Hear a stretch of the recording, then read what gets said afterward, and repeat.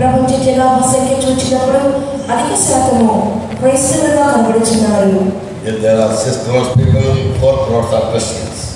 6 కోట్ల జనాభా సంఖ్య ఉన్నట్లయితే దాంట్లో దాదాపు 4 కోట్ల జనులు క్రైస్తవులుగా కనబడుచున్నారు. But unfortunately, Christianity is the only religion which has been divided so large that no other religion has ever been divided so. కానీ దురదృష్టవశాత్తు చూసినప్పుడు ఏ ఒక్క మతం కంటేనూ క్రైస్తవత్వమే అధికంగా విభజించబడినదిగా కనబడుచున్నది. Yes. And the main reason is, though we all have Bible to be our sacred book or the book of law, దానికి కారణము Bible గ్రంథాన్ని మన పరిశుద్ధ గ్రంథముగా, పవిత్రమైన పుస్తకముగా, ఆజ్ఞలు ఇచ్చే ధర్మశాస్త్రముగా మనం భావించినప్పటికీ the knowledge that we acquire from Bible is different from person to person, from denomination to denomination, and from church to church. Bible గ్రంథం నుండి మనం తెలుసుకున్న సత్యములన్నీ కూడా ప్రతి విధమైన సంఘముల నుండి కూడా విభాగముల నుండి కూడా వెవ్వేరు రీతిగా మనం దేవుని అవగాహన చేసుకొనిచున్నాము. It is just like 4 blind men went to see how an elephant looks like. ఇది ఎలా కనబడుచున్నదనగా ఒక 4 బలిష్ఠులు ఏనుగు ఎలా ఉందని చెప్పి తెలుసుకోవడానికి వెళ్ళిన విధముగా కనబడుచున్నది. They had heard that an elephant is very, very huge in size. వారు అనుకున్నది ఏంటంటే ఏనుగు చాలా పెద్ద ఆకారంలో కనబడుచున్న జంతువు అని చెప్పి అనుకుని ఉన్నారు. And that's the biggest animal that moves on the earth. ఇక భూమి మీద సంచరించే జంతువులన్నిటిలో కూడా ఏనుగే మిక్కిలి పెద్ద జంతువు అని చెప్పి అనుకుని ఉన్నారు. Being blind, they couldn't have a glimpse of an elephant, but they will only have a sense of touch and see. అయితే వారు నలుగురు కూడా గుడ్డివారుగా కనబడుచున్నది వలన వారు ఏనుగుని గురించి విని ఉన్నారే కానీ వారు స్పర్శించగలుగుతారే కానీ దానికి ఆకారం ఎలా ఉంటుందని చెప్పి ఎన్నడూ చూచి ఉండలేదు. So the first man went and he got hold of the trunk of the elephant. మొట్టమొదటి వ్యక్తి వెళ్ళి ఏనుగు యొక్క తొండమును పట్టుకొని ఉన్నాడు. And he said, elephant looks like a big dragon. అప్పుడు అతను చెప్పేది ఏమనగా ఏనుగు ఒక పెద్ద ఘటసర్పం వలె కనబడుచున్నదని చెప్పి ఉన్నాడు. The second man, he went and touched the leg of the elephant and said, no, elephant looks like a big tree. రెండవ వ్యక్తి ఏనుగు యొక్క కాళ్ళని పట్టుకొని చూసి ఏం చెప్పాడంటే ఏనుగు ఒక పెద్ద ఒక చెట్టు యొక్క మ్రాను వలె కనబడుచున్నది అని చెప్పి ఉన్నాడు. Third man, he went and touched the stomach, the bottom of the stomach, and he said, elephant looks like a big rock. ఆ యొక్క మూడవ వ్యక్తి ఏనుగు యొక్క ఉదర భాగమును పట్టుకొని అది పెద్ద రాయి వలె కనబడుతుందని చెప్పి ఉన్నాడు. And the last one went and touched the tail of it and said, no, it looks like a serpent. ఆ యొక్క చివరి నాడు ఏం చేస్తున్నాడంటే ఏనుగు యొక్క తోకను పట్టుకొని ఇది కాదు అన్ని కాదు కానీ ఏనుగు ఒక పాము వలె కనబడుతుందని చెప్పి ఉన్నాడు. All the 4 of them being blind, they couldn't have a sense to look at or to observe how the elephant looks like. నలుగురు గుడ్డివారుగా కనబడుతున్నందు వలన ఏనుగు ఎలా ఉంటుందో అని చెప్పి వారు గ్రహించుకోలేని పరిస్థితిలో ఉండి ఉన్నారు. Similarly, in the case of Christians around the world, అదే విధముగా ప్రపంచమంతటా కనబడుచున్న క్రైస్తవుల పరిస్థితి కూడా ఆ రీతిగానే ఉన్నది. though God is one, Jesus Christ is one, దేవుడు ఒక్కరే, యేసుక్రీస్తు ఒక్కరే అయినప్పటికీ and Christ is central in Christianity. క్రీస్తు అనేవారు క్రైస్తవత్వం యొక్క కేంద్ర బిందువుగా కనబడుచున్నను. And Bible is observed by every Christian around the world. Bible గ్రంథం అనేది లోకమంతటా ఉన్నటువంటి క్రైస్తవులందరూ కూడా అనుసరించే గ్రంథంగా కనబడుచున్నను. The knowledge they acquire from Bible is different from person to person, or is being taught in churches in different manners. Bible గ్రంథంలో ఉండి వారు తెలుసుకునే సత్యములు, వారు గ్రహించుకునే సత్యములన్నీ కూడా వ్యక్తికి వ్యత్యాసముగా ఉన్నది. వారి సంఘములో బోధించే విధానము కూడా వ్యత్యాసముగా కనబడుచున్నది. And every church will have some gathering, a small gathering, and they will teach them their own tenets, their own logics, their own truths, or their own doctrines. మరియు ప్రతి సంఘంలో కూడా ఒక కూడిక కనబడుచున్నది. ఆ కూడికలో సమకూడినటువంటి జనులందరికీ కూడా వారు తమ యొక్క తెలిసినటువంటి ఆజ్ఞలు కానీ తమకు విడుదలను కానీ కట్టడలు కానీ నేర్పిస్తూ ఉంటారు. Bible is compiled with 66 big books. Bible గ్రంథం అనేది 66 పుస్తకముల సమకూడిక అయి ఉన్నది. Hardly anybody can take time to read the whole thing and observe the entire plan of God concerning man. Bible గ్రంథం అంతటిని చదువుకొని మానవుని గురించినటువంటి దేవుని యొక్క సంకల్పం ఏంటో గ్రహించుకునే విషయంలో మనుషులు తప్పిపోతున్నారు. But each Christian has some basic knowledge. కానీ ప్రతి క్రైస్తవునికి కొన్ని మూల ఆధారములు లేనట్లయితే జ్ఞానం కనబడుచున్నది. There is one God, as Bible says in Genesis 1:1, who created the whole universe. ఆదికాండము 1వ అధ్యాయము 1వ వాక్య ప్రకారముగా సర్వ విశ్వాన్ని సృష్టించినటువంటి దేవుడు అనేవారు ఒకరున్నారని తెలియచున్నది. When I say this to one person, he counter question me saying, that means anyone who creates anything can be a God. అప్పుడు నేను దేవుడు సృష్టికర్త అని చెప్పినప్పుడు ఎదురు ప్రశ్నగా మరొక వ్యక్తి అడుగుతున్నారు, ఎవరైనా దేవుడిని సృష్టిస్తే వారు దేవుడు అయిపోతారా అని చెప్పి అడిగి ఉన్నాడు. Yes, anyone who creates anything cannot be God. దేన్నైనా ఎవరైనా సృష్టించినట్లయితే అతడు దేవుడు అయిపోడు. But no man can ever think about creating things as God did create. కానీ దేవుడు సృష్టించిన విధానంలో మనుషులు సృష్టించాలంటే అది మానవునికి క్లిష్టమైన కార్యమే. Man with his worldly wisdom invents some things. మానవుడు తన యొక్క లౌకికమైన జ్ఞానంతో కొన్ని కార్యములను కొత్తగా కనుగొనుచున్నాడు. By God given knowledge and wisdom. దేవుడు ఇచ్చినటువంటి తెలివితేటలతోనూ జ్ఞానమును ఉపయోగించి అతను కొన్ని కార్యములను కనుగొనుచున్నాడు. At the same time, he cannot even dream about being like God to create the whole universe. అదే సమయంలో దేవుని వలె సర్వ విశ్వాన్ని సృష్టించగలుగుతానని చెప్పి ఎన్నడూ కలలో కూడా అనుకోలేడు. The Bible has a summary. అందువల్ల బైబిల్ నాకు ఒక సారాంశం ఉన్నది. One God. ఒకే దేవుడు. But they reveal themselves as Trinity. అయితే వారు ఆ దేవుడు త్రిత్వ రూపంలో బయలుపరచబడుచున్నారు. For the purpose of creation. సృష్టి నిమిత్తము. God is a spirit, John says in 4th chapter. దేవుడు ఆత్మ ఉన్నారని యోహాను సువార్త 4వ అధ్యాయంలో సెలవీయబడుచున్నది. Christ is the word. క్రీస్తు వాక్యమై ఉన్నారు. And the Holy Spirit is the third personality in the Godhead.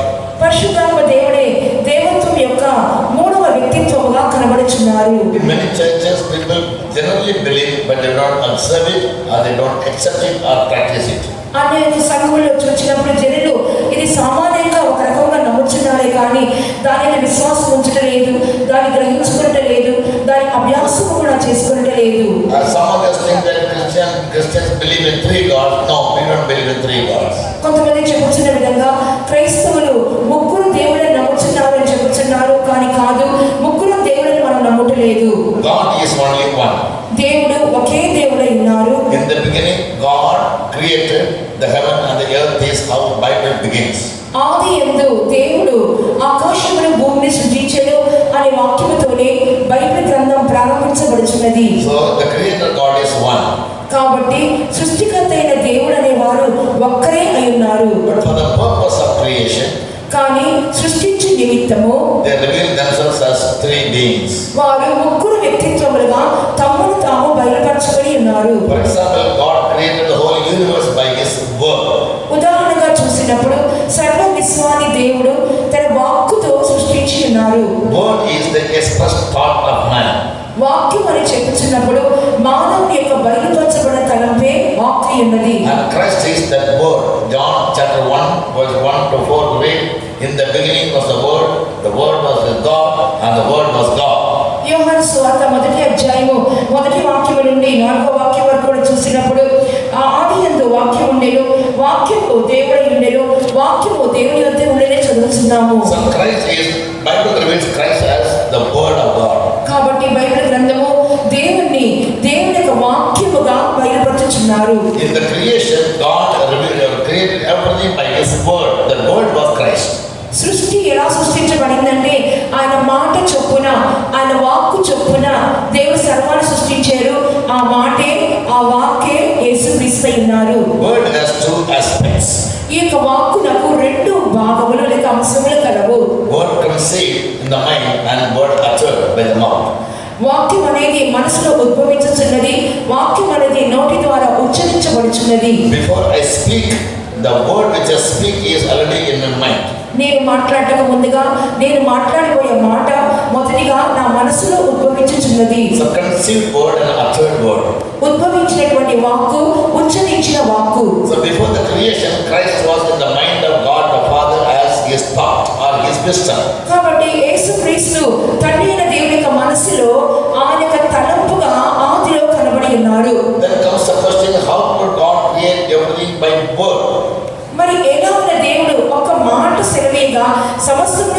సృష్టించబడింది అనే ప్రశ్న రావచ్చును. Jesus said in John the Gospel 6th chapter 63rd verse, the words which I speak to you, they are spirits. యోహాను సువార్త 6వ అధ్యాయము 63వ వాక్యములో యోహాను చెబుతున్నాడు, నేను మీతో మాట్లాడిన మాట ఆత్మయే ఉన్నవి. And the word has a life.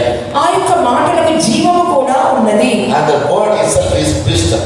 ఆ యొక్క మాటే జ్ఞానమై ఉన్నది. Therefore, whatever God created, He created them all based on some principles.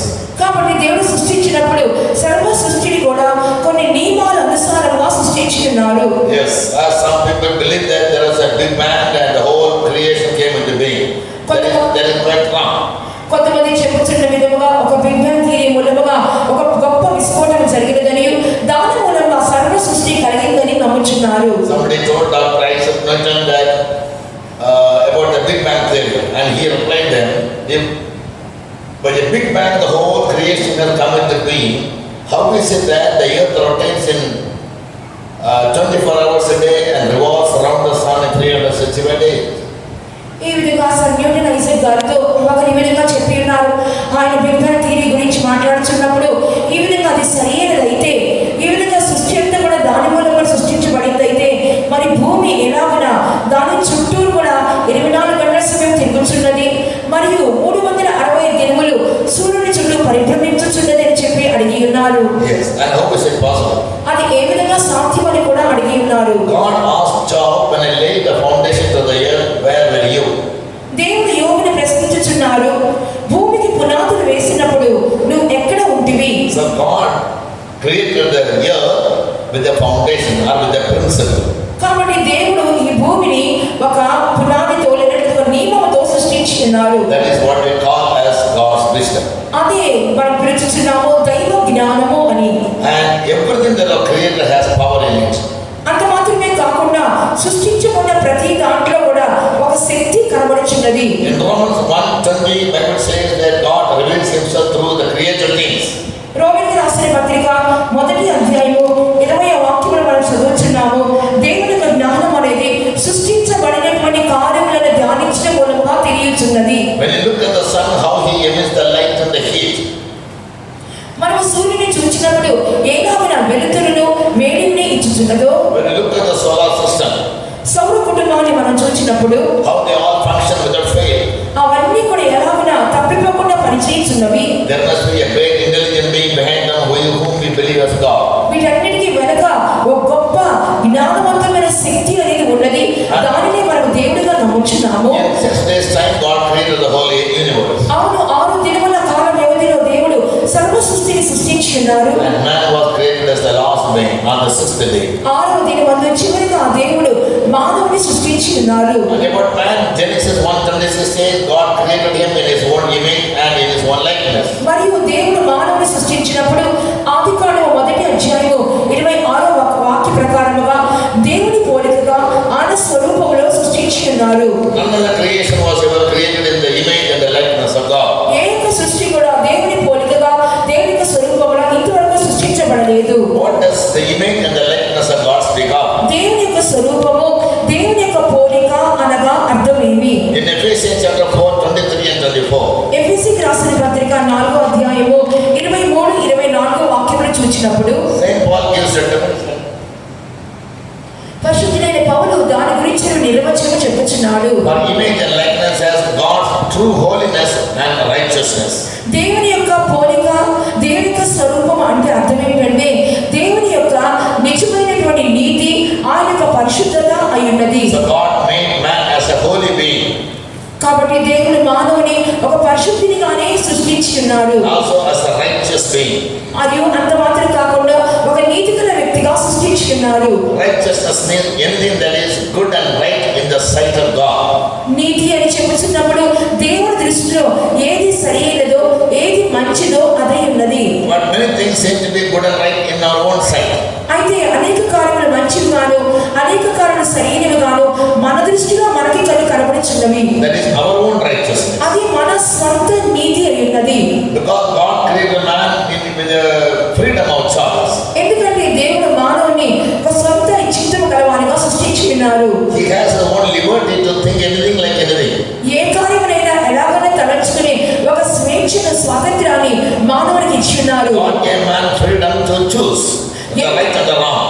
మంచి కార్యమైనా చెడ్డ కార్యమైనా ఎన్నుకునే స్వేచ్ఛను దేవుడు మానవునికి ఇచ్చినాడు. And therefore man becomes responsible for all the good or the evil whatever he does.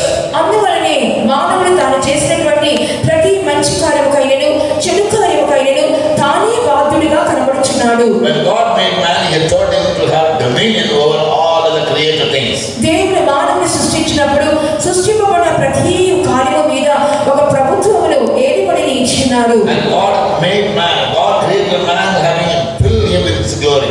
దేవుడు మానవుని ఎలా సృష్టించినారంటే తన యొక్క మహిమతో నింపబడిన వాడిగా సృష్టించినారు. And God also made a woman out of man whom we call as Eve. అంత మాత్రమే కాకుండా ఆదాములో నుండి దేవుడు ఒక స్త్రీని నిర్మించినారు. ఆమె పేరు హవ్వ అయి ఉన్నది. And both of them were naked, but they never knew each other as naked because they are filled with God's glory. వారు ఇరువురు దిగంబరులుగా ఉంటున్నప్పటికీ దిగంబరత్వంగా రక్తముని వారు తెలుసుకోలేదు. ఎందువలనంటే దేవుని మహిమతో వారు నింపబడి ఉన్నారు. Their story is a primary lesson. ఈ యొక్క కథలన్నీ కూడా ఒక ప్రారంభ తరగతిలో చదువుకునే కథలై ఉన్నవి. Everybody knows. అందరికీ తెలిసినటువంటి విషయములు. I am just touching it. నేను ఎవరికే వాటి గురించి చెప్పుచున్నాను. Just as a prelude for my message. ఎందువలంటే నాకు ప్రసంగంలో ఉపోద్ఘాతంగా తెలియజేయుచున్నాను. So but man failed in God's plan by committing sin against God. అయితే మానవుడు దేవుని దృష్టిలో పాపము చేసినందు వలన మానవుని పట్టినటువంటి దైవ ఉద్దేశంలో నుండి పడిపోయిన వాడిగా కనబడి ఉన్నాడు. Through the one man sin, the whole sin entered into the whole world. ఒక్క మనుషుని యొక్క పాపం మూలముగా సర్వ లోకం మీదకి పాపము సంప్రాప్తమాయెను. But the living God wanted to bring man back to his originality. అయితే ప్రేమగల దేవుడు మానవుని తన యొక్క ప్రారంభ స్థితిలో తీసుకుని రాబోతున్నారు. Sending his only begotten son Jesus to this earth is one of the main purpose. తన యొక్క అద్వితీయ కుమారుడైన యేసుక్రీస్తును ఈ లోకములోకి పంపించడం గల ఏకైక ఉద్దేశము అదే ఉన్నది.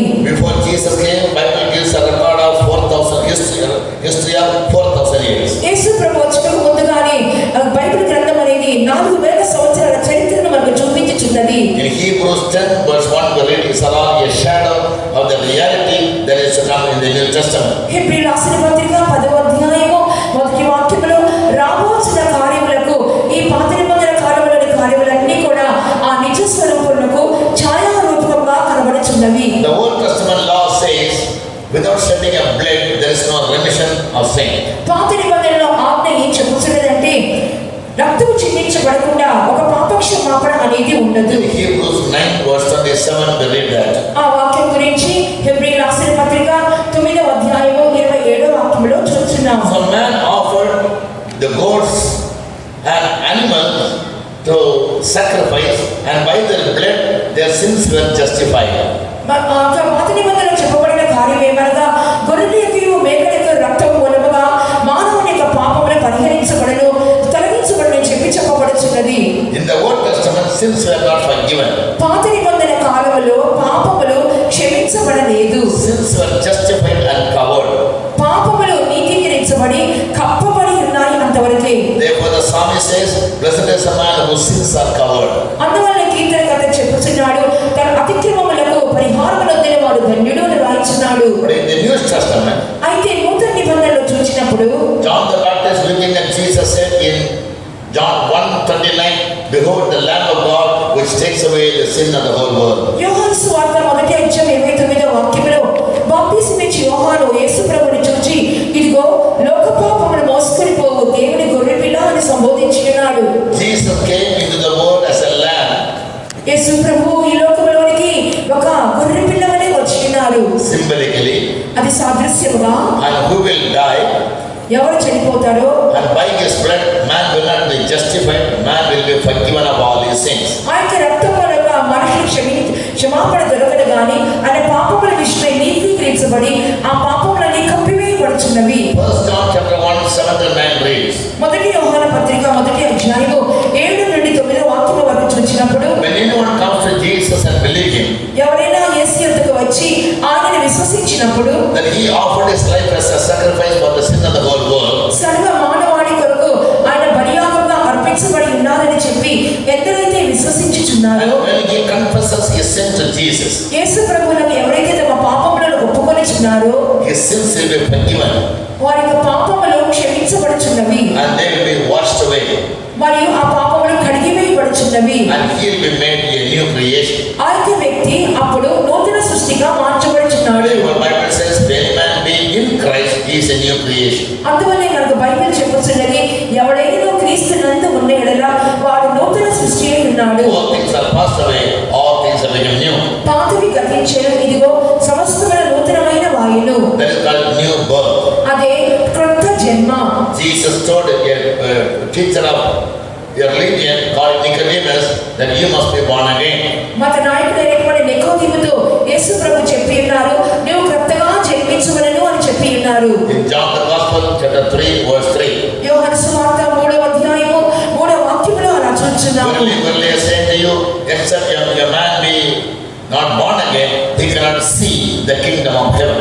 ఒకడు క్రొత్తగా జన్మించితేనే గాని దేవుని రాజ్యమును చూడలేడని మీతో నిశ్చయంగా చెప్పుచున్నానని యేసు అని ఉన్నారు. In the 5th verse, he said, except a man be born of water and of the Spirit, he cannot enter into God's kingdom. 5వ వాక్యంలో చెప్పబడుచున్నది, ఒకడు నీటి మూలముగాను ఆత్మ మూలముగాను జన్మించకపోతే దేవుని రాజ్యములో ప్రవేశింపలేడని చెప్పబడుచున్నది.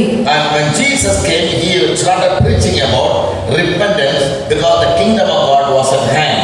యేసు ప్రభు వచ్చినప్పుడు కూడా ఇలాగ బోధించడం ప్రారంభించున్నారు, మారు మనసు పొందుడి, ఎందుకంటే దేవుని రాజ్యము సమీపించి ఉన్నది. Repentance means feeling sorry for the sin that a man has committed and turning back to God. మారు That's మనసు godly sorrow. మారు మనసు అని చెప్పినప్పుడు చేసినటువంటి పాపముల విషయమై గృంచబడి పశ్చాత్తాపడి దైవ చిత్తానుసారమైన దుఃఖముతో తిరిగి దేవుని యొద్దకు మళ్ళుట. When he does it, he is born again. ఆ కార్యం ఆ వ్యక్తి చేసినప్పుడు అతను క్రొత్తగా జన్మించుచున్నాడు. And in obedience to God's word to fulfill his righteousness, as Matthew 3:15 says. మరియు దేవుని యొక్క వాక్యమును దేవుని యొక్క సంకల్పము నెరవేర్చుటకు మత్తయి సువార్త 3వ అధ్యాయం 15వ వాక్య ప్రకారముగా A person must be baptized in water for the remission of sins. ఒక వ్యక్తి తన యొక్క పాప క్షమాపణ నిమిత్తము నీటి బాప్తిస్మమును పొందవలెను. John the Baptist came as a forerunner to Christ. బాప్తిస్మ ఇచ్చే యోహాను యేసు ప్రభువునకు ముందు మార్గదర్శిగా వచ్చినాడు. He was the voice cried in the wilderness to prepare the way for Jesus. యేసు ప్రభు యొక్క మార్గమును సిద్ధపరచు నిమిత్తము బాప్తిస్మ ఇచ్చే యోహాను అరణ్యములో కేకలు వేయించిన ఒక శబ్దము వలె కనబడుచున్నాడు. He baptized people in river Jordan, whoever came to him confessing their sins. అతను ఎవరైతే తన యొద్దకు వచ్చుచు పాపములు ఒప్పుకొనుచున్నారో వారందరికీ యోర్దాను నదిలో బాప్తిస్మ ఇచ్చుకుంటూ వచ్చినాడు. So to be baptized of him, Christ also came walking all the way from Galilee to Jordan. అందువలనే ఆయన యొక్క బాప్తిస్మ పొందిన నిమిత్తము యేసు ప్రభు గలిలయ నుండి యోర్దాను వరకు వచ్చినాడు. And John said, you are greater than me. How dare that you came to me to be baptized? బాప్తిస్మ ఇచ్చే యోహాను అంటున్నాడు, నువ్వు నాకంటే గొప్పవాడవు కదా, నా యొక్క బాప్తిస్మ తీసుకున్నకు నీవు నా యొద్ద వచ్చుచున్నావా అని అడిగి ఉన్నాడు. Jesus answered him saying, suffer it to be so now, so that all God's righteousness may be fulfilled. అయితే యేసు ప్రభు దానికి జవాబుగా, ఇప్పటికీ కార్యము నీతి యావత్తు ఇలాగ నెరవేర్చబడుట మనకు తగినది అని చెప్పి ఉన్నారు. That means for Jesus, when a person takes water baptism, he fulfills God's righteousness or God's law. యేసు ప్రభు యొక్క చేసినటువంటి చెప్పిన మాట ప్రకారంగా ఒక వ్యక్తి బాప్తిస్మ తీసుకుంటున్నప్పుడు దేవుని యొక్క సర్వ నీతిని సర్వ ఆజ్ఞలను పాటించుచున్నాడని అర్థము. In many churches, this truth is not being preached. అనేకమైన సంఘాలలో ఈ సత్యం అనేది బోధించబడలేదు. In Luke 7th chapter 29 and 30 we read, baptism is the counsel of God. లూకా సువార్త 7వ అధ్యాయము 29-30 వాక్యములో చూస్తున్నాము, బాప్తిస్మ అనేది దేవుని సంకల్పము అని చూస్తున్నాం. But the Pharisees, they never accepted this truth and they never obeyed the waters of baptism. అయితే పరిసయ్యులు ఎన్నడూ కూడా ఇక మాటను వారు గ్రహించలేకపోయారు, స్వీకరించలేదు, వారి బాప్తిస్మ కూడా తీసుకునలేదు. But when there were many others who believed in Jesus, believed the truth, and they took baptism to fulfill God's righteousness. అయితే అనేక మంది సత్యమును గ్రహించుకున్న వారే దేవుని యొక్క నీతిని నెరవేర్చు నిమిత్తము బాప్తిస్మములకు అప్పగించుకొని ఉన్నారు. As Apostles 2:38 says, baptism is for the remission of our sins. అపోస్తల కార్యములు 2వ అధ్యాయము 38వ వాక్య ప్రకారముగా పాప క్షమాపణ నిమిత్తమైన బాప్తిస్మము అని చదువుచున్నాము. Also that we may receive the anointing of the Holy Spirit. మరియు వారు పరిశుద్ధాత్మ అభిషేకమును కూడా పొందెదరు. Holy Spirit is the third in the Trinity, పరిశుద్ధాత్మ అని చెప్పినప్పుడు త్రిత్వములోని మూడో వ్యక్తిత్వముగా కనబడుచున్నారు. who will come into our heart in the form of spirit, ఆయన ఆత్మరూపంగా మనలోనికి వచ్చుచున్నారు. and he will guide us. ఆయన మనం నడిపించుదురు. John says that he will convict us of our sin, convince us of righteousness, also about the judgment that is to come. అంత మాత్రమే కాకుండా యోహాను ఏం చెప్పుచున్నాడు అనగా పరిశుద్ధాత్మ మనలోనికి వచ్చినప్పుడు పాపముని గురించి, నీతిని గురించి, తీర్పుని గురించి మనలో ఒప్పింప చేయును. And those who are not been anointed by the Holy Spirit, ఎవరైతే ఇంకా పరిశుద్ధాత్మగా అభిషేకించబడకుండా ఉంటున్నారో they will never have the guidance of the Holy Spirit. పరిశుద్ధాత్మ యొక్క నడిపింపు వారికి ఎంత మాత్రమూ ఉండదు.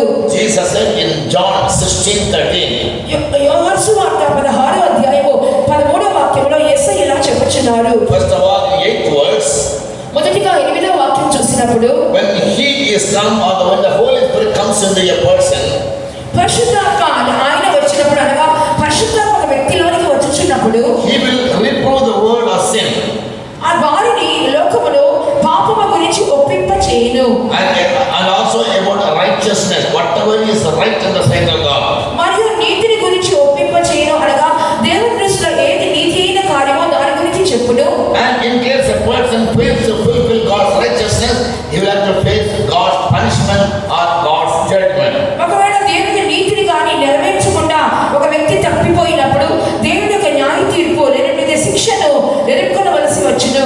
John 16:13 reads, యోహాను సువార్త 16వ అధ్యాయము 13వ వాక్యంలో చూస్తున్నాము. howbeit when he, the Spirit of truth, is come, he will guide you into all truth.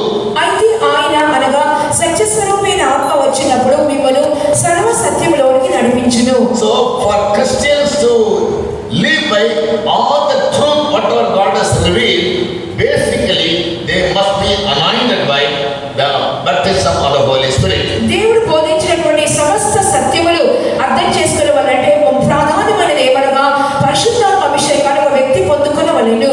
Yeah, and when whoever obeys the word of God, they will receive the anointing. Acts chapter 5 verse 32. అపొస్తలుల కార్యములు 5వ అధ్యాయము 22వ వాక్య ప్రకారముగా విధేయులైన వారికి మాత్రమే పరిశుద్ధాత్మ అనుగ్రహించబడుచున్నది. So through the Holy Spirit, man gets the right guidance as how he must live a true Christian life and always maintain the likeness and the image of God. పరిశుద్ధాత్మ మూలముగా ఒక దేవుని బిడ్డ నిజమైన క్రైస్తవ జీవితం ఎలా జీవించవలెను మరియు నీతిగాను పరిశుద్ధముగాను ఎలా జీవించవలెనో ఆ పరిశుద్ధాత్మ దేవుడే వారిని బోధించును. Holy Spirit helps us to pray to God. పరిశుద్ధాత్మ దేవుడు ఇంకను దేవునికి ప్రార్థన చేయడానికి మనకి సహాయం చేయును. Jude verse 20 యూదా పత్రిక 20వ వాక్యంలో దాన్ని చూస్తున్నాం. and Ephesians chapter 6 verse 18. మరియు ఎఫెసీ 6:18లో చదువుచున్నాము. Holy Spirit helps a person, a Christian, to pray for hours together. పరిశుద్ధాత్మ దేవుడు ఒక క్రైస్తవునికి నిజమైన క్రైస్తవునికి గంటల తరబడి ప్రార్థన చేసే కృపను అనుగ్రహించును. He intercedes on behalf of man to God. ఆయన అనగా పరిశుద్ధాత్మ మానవుని పక్షముగా దేవునికి విజ్ఞాపన చేయవారై ఉన్నారు. Romans 8:26. రోమా 8:26లో చదువుచున్నాము. Holy Spirit also quickens man's body. అంత మాత్రమే కాకుండా పరిశుద్ధాత్మ దేవుడు మానవుని శరీరమును కూడా జీవింప చేయును. Romans 8:11. రోమా 8:11లో చూస్తున్నాము. In the spirit of him that raised up Jesus from among the dead, he will live in you. He will also quicken your mortal bodies to life. మృతులలో నుండి క్రీస్తు లేపిన వారి ఆత్మ మీలో నివసించిన ఎడల చావునకు లోనైన మీ శరీరములను కూడా తన ఆత్మ ద్వారా మిమ్మల్ని జీవింప చేయును. In Acts 2:8 we read, Holy Spirit is the power of God. అపొస్తలుల కార్యములు 1వ అధ్యాయం 8వ వాక్యంలో చూస్తున్నాం. పరిశుద్ధాత్మ దేవుడు దైవ శక్తి అయి ఉన్నారు. And in Romans 8:11 he can quicken our mortal body from all types of weaknesses and sicknesses. మరియు రోమా 8:11లో చూస్తున్నాము. ప్రతి విధమైన రోగముల నుండి బలహీనతల నుండి మన శరీరమును ఆ పరిశుద్ధాత్మ దేవుడే జీవింప చేయుచున్నారు. So many other blessings. No time, so I will just say the last thing. ఇంకా పరిశుద్ధాత్మ గురించి అనేక ఇతర ఆశీర్వాదాలు ఉన్నాయి. సమయం లేనందువల్ల చివరి ఆశీర్వాదాలు చెప్పుచున్నాను. Ephesians 1:30 and Ephesians 4:30 says, ఎఫెసీ రాసిన పత్రిక 1వ అధ్యాయం 13వ వాక్యము మరియు ఎఫెసీ 4:30లో చూస్తున్నాం. we are anointed by the Holy Spirit for the day of redemption. మనము పరిశుద్ధాత్మ ద్వారా విమోచన దినము కొరకు ఉన్నాము. We Christians are one day going to be redeemed from this earth. క్రైస్తవులమైన మనము ఒక రోజు ఈ భూమిలో నుండి విమోచింపబడనే ఉన్నాము. Redemption means pulling a man back from captivity. విమోచన అనగా ఒక వ్యక్తిని బంధకాలలోని బయటికి లాగుట. Once our soul has been redeemed from the sin and redeemed from the power of Satan and from the power of the world. ఒకనొక కాలంలో పాపము నుండి, లౌకిక శక్తి నుండి, సాతాను శక్తి నుండి బయటికి లాగబడి ఉన్నాము. When we live a holy life in all righteousness, ఆ తర్వాత సమస్తమైన నీతితో కూడా ఒక పరిశుద్ధమైన జీవితం చేసినప్పుడు one day our body also will be redeemed from this earth. ఒక దినమందు ఈ భూలోకములో నుండి మన శరీరము కూడా విమోచింపబడును. And we will go to the kingdom of heaven. ఆ తర్వాత మన దేవుని రాజ్యంలోకి వెళ్ళి చేరదము. These are the basic fundamental truths of true Christianity. ఇవన్నీ కూడా క్రైస్తవుల యొక్క మూలోపదేశములు, పునాది ఉపదేశములు అయి ఉన్నవి. When I was a young boy, I had a great thirst to receive the anointing of the Holy Spirit. ఒక చిన్న అబ్బాయిగా ఉంటున్నప్పుడే పరిశుద్ధాత్మను పొందుకోవాలని గొప్ప దాహం నాలో ఉండేది. Yes, I kept praying to God with fastings for many days. అనేక దినములుగా ఉపవాసం ఉండి ఆ విషయమై నేను ప్రార్థన చేసి ఉన్నాను. I was just 18 years old then. అప్పుడు నాకు 18 సంవత్సరాల వయసు మాత్రమే. From my 10-year-old, I had a great curiosity to know more about an anointing and also a great anxious to get the anointing. 10 సంవత్సరాల నాకు వయసు ఉంటున్నప్పుడే పరిశుద్ధాత్మ గురించి తెలుసుకోవాలని, దాన్ని పొందుకోవాలని మిక్కిలి ఆసక్తి, ఉత్సుకత నాలో ఉండేది. But all the prayers went futile without any use. కానీ ఎన్ని ప్రార్థన చేసినా అన్ని కూడా ఉపయోగం లేకుండానే పోయినవి. One day I came across a word from Bible. ఒక రోజు నేను బైబిల్ గ్రంథంలోని ఒక వాక్యమును చదవగలిగి ఉన్నాను. The kingdom of God works violence and the violent will take it by force. దేవుని రాజ్యము బలాత్కారంగా పట్టబడుచున్నది, బలాత్కారులే దానిలో ప్రవేశించుచున్నారు. So I determined to be very violent with God. అయితే నేను ఇప్పుడు ఏం తీర్మానం చేసుకున్నానంటే నేను కూడా దేవుని పట్ల బలాత్కారం అని అడుగుతానని చెప్పి అనుకున్నాను. Once I decided, until I receive the anointing of the Holy Spirit, I will never eat or drink anything. అప్పుడు నేను ఏం తీర్మానం చేసుకున్నానంటే నీవు పరిశుద్ధాత్మ నాకు దయచేస్తే కానీ నేను ఇక మీదట ఏమి తినను, త్రాగను అని చెప్పి అనుకుని ఉన్నాను. I was all alone in my room. నేను నా గదిలో నేను ఒంటరిగా ఉన్నాను. First day, second day, third day, I fasted and kept on praying. మొదటి రోజు అయిపోయింది, రెండో రోజు అయిపోయింది, 3 రోజులు ఉపవాసంతో ఉండి ప్రార్థిస్తున్నాను. And the third day night, 11:30, the power of God came into my life. మూడో దినము రాత్రి సమయమందు 11:30 గంటల ప్రాంతంలో దేవుని యొక్క శక్తి అయిన పరిశుద్ధాత్మ నా మీదకి దిగి వచ్చినది. Without my knowledge, నాకు తెలియకుండానే వచ్చినది. I kept on speaking certain tongues which I myself never knew. నాకే అర్థం కానటువంటి కొన్ని అన్య భాషలతో నేను మాట్లాడటం ప్రారంభించాను. That is called unknown tongues, Bible says. Bible గ్రంథం దాని గురించి అన్య భాషలు అని చెప్పుచున్నది. I was filling the spirit for nearly 3 hours. నేను దాదాపు 3 గంటలుగా ఆత్మతో నింపబడుచునే ఉండి ఉన్నాను. I felt in my spirit I was completely relieved of all my bondages. అప్పుడు నేను నా ఆత్మను బాగా గ్రహించుకున్నాను. నా బంధకాలన్నిటి నుండి నాకు చక్కని విముక్తి దొరికిందని. Since that day till today, ఆ రోజు మొదలుకొని ఈ దినం వరకు I have a beautiful experience of the Holy Spirit guiding me into all truth and convicting me of sin, reproving me of sin and truth and judgment, righteousness and judgment. ఆ రోజు మొదలుకొని పరిశుద్ధాత్మ దేవుడు నన్ను నడిపించడం ప్రారంభించారు. సర్వ సత్యములకు నన్ను నడిపించున్నారు. అంత మాత్రం కాకుండా పాపం ఏదని చెప్పి, ఆ యొక్క న్యాయ తీర్పు ఏదని చెప్పి నాకు బాగా ఒప్పింప చేసి ఉన్నారు. I love the word of God very much because it is God's word. దేవుని యొక్క వాక్యం అంటే నాకు చాలా ప్రేమ, ఇష్టము. ఎందుకంటే ఇది దేవుని యొక్క వాక్యమై ఉన్నది. Yes, so from a young age I developed a great interest to study Bible. అందువల్ల యవ్వన ప్రాయం నుండి కూడా బైబిల్ బాగా చదవాలి, అధ్యయనం చేయాలనే ఆసక్తి నాలో ఉండేది. So that I must be capable of answering to any man who comes to me with a question from Bible. దాని మూలంగా కూడా ఎవరైనా సరే బైబిల్ గ్రంథంలో నుండి ఒక ప్రశ్న నన్ను అడగడానికి ముందుకు వచ్చినప్పుడు నేను జవాబు చెప్పడానికి సిద్ధంగా ఉంటున్నాను. I don't say that I'm a genius, నేనేదో గొప్ప మేధావిని చెప్పుకోవటం లేదు కానీ but at the best of my effort I want to know the truth in such a way I'm able to convince others also about my faith in case I'm questioning. నేను ఎంత సాయశక్తిలో ప్రయత్నించుచున్నానంటే నేను తెలుసుకున్న సత్యము గురించి ఎవరైనా ఇది అడిగినప్పుడు దాన్ని తగిన జవాబు చెప్పాలనే ప్రయత్నించుచున్నాను. I don't preach a doctrine of this church where I'm standing. నేనేదో ఇక్కడ నిలబడుతున్నటువంటి ఈ సంఘం యొక్క ఉపదేశానికి బోధించాలని నిలబడలేదు. But I speak to you the word of God as it is written in Bible. అయితే బైబిల్ గ్రంథంలో చెప్పబడిన దైవ వాక్కులు మీకు వినిపించాలని నేను నిలబడి ఉన్నాను. But all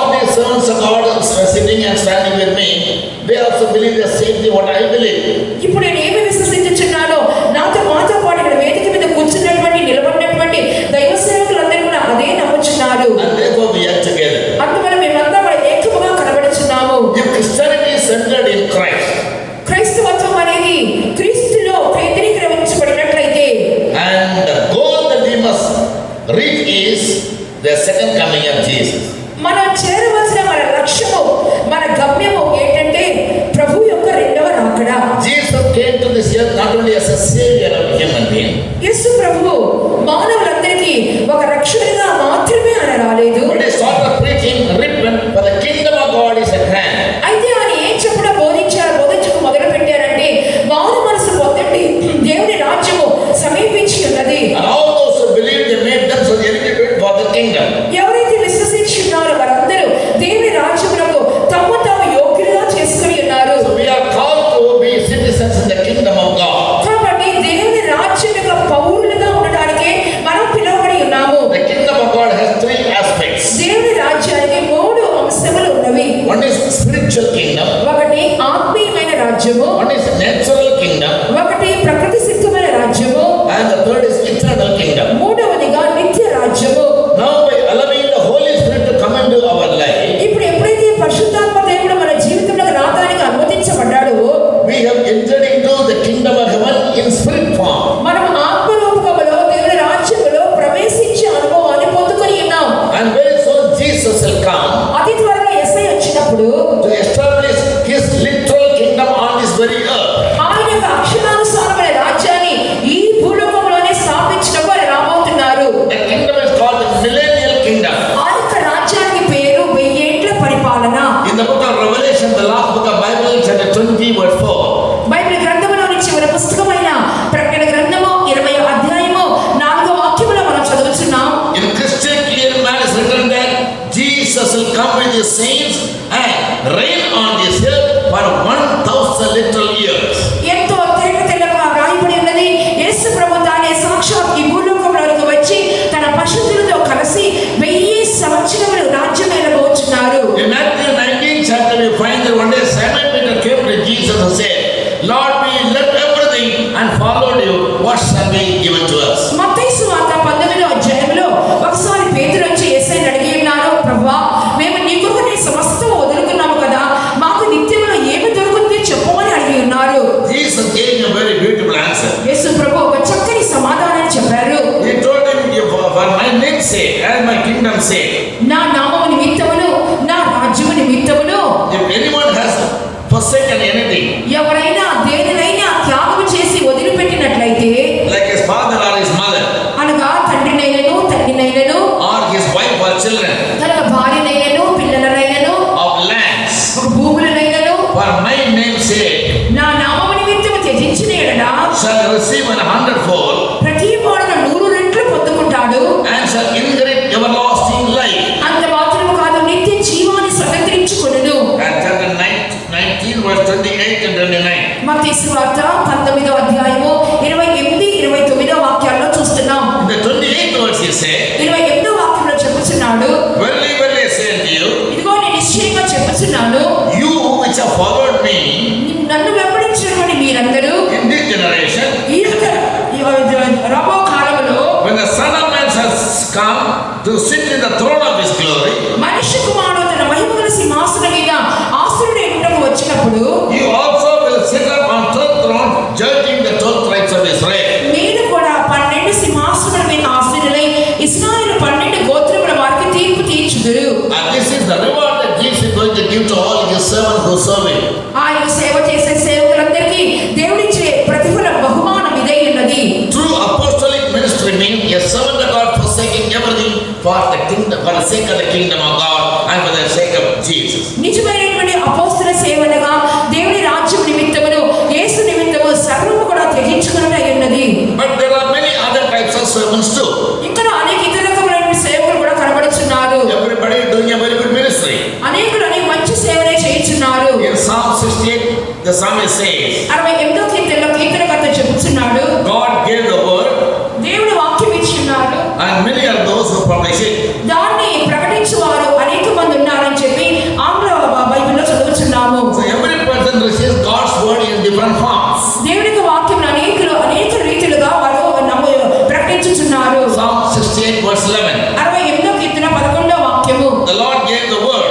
దేవుడు మాట సెలవిచ్చున్నారు, Great was the company of those that publish it. దాన్ని ప్రకటించువారు గొప్ప సైన్యముగా ఉన్నారు. As every person receives some kind of knowledge from the Bible, he goes around teaching others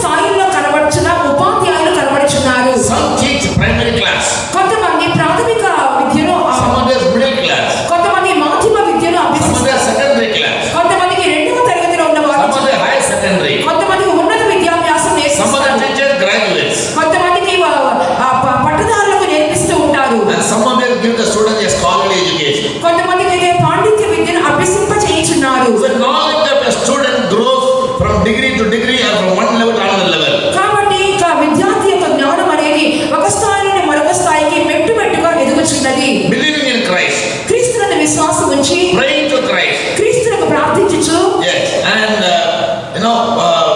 calling himself as a Christian, walking as a Christian and follow the fundamental truths.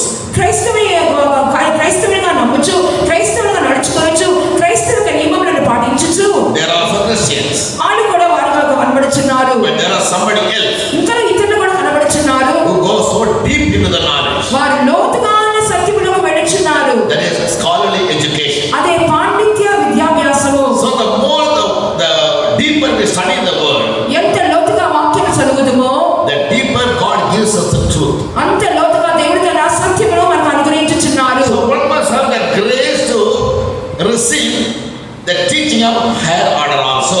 కాబట్టి ఉన్నతమైనటువంటి చదువును తెలుసుకునే కృపను కూడా ఒక వ్యక్తి తెలుసుకునవలెను.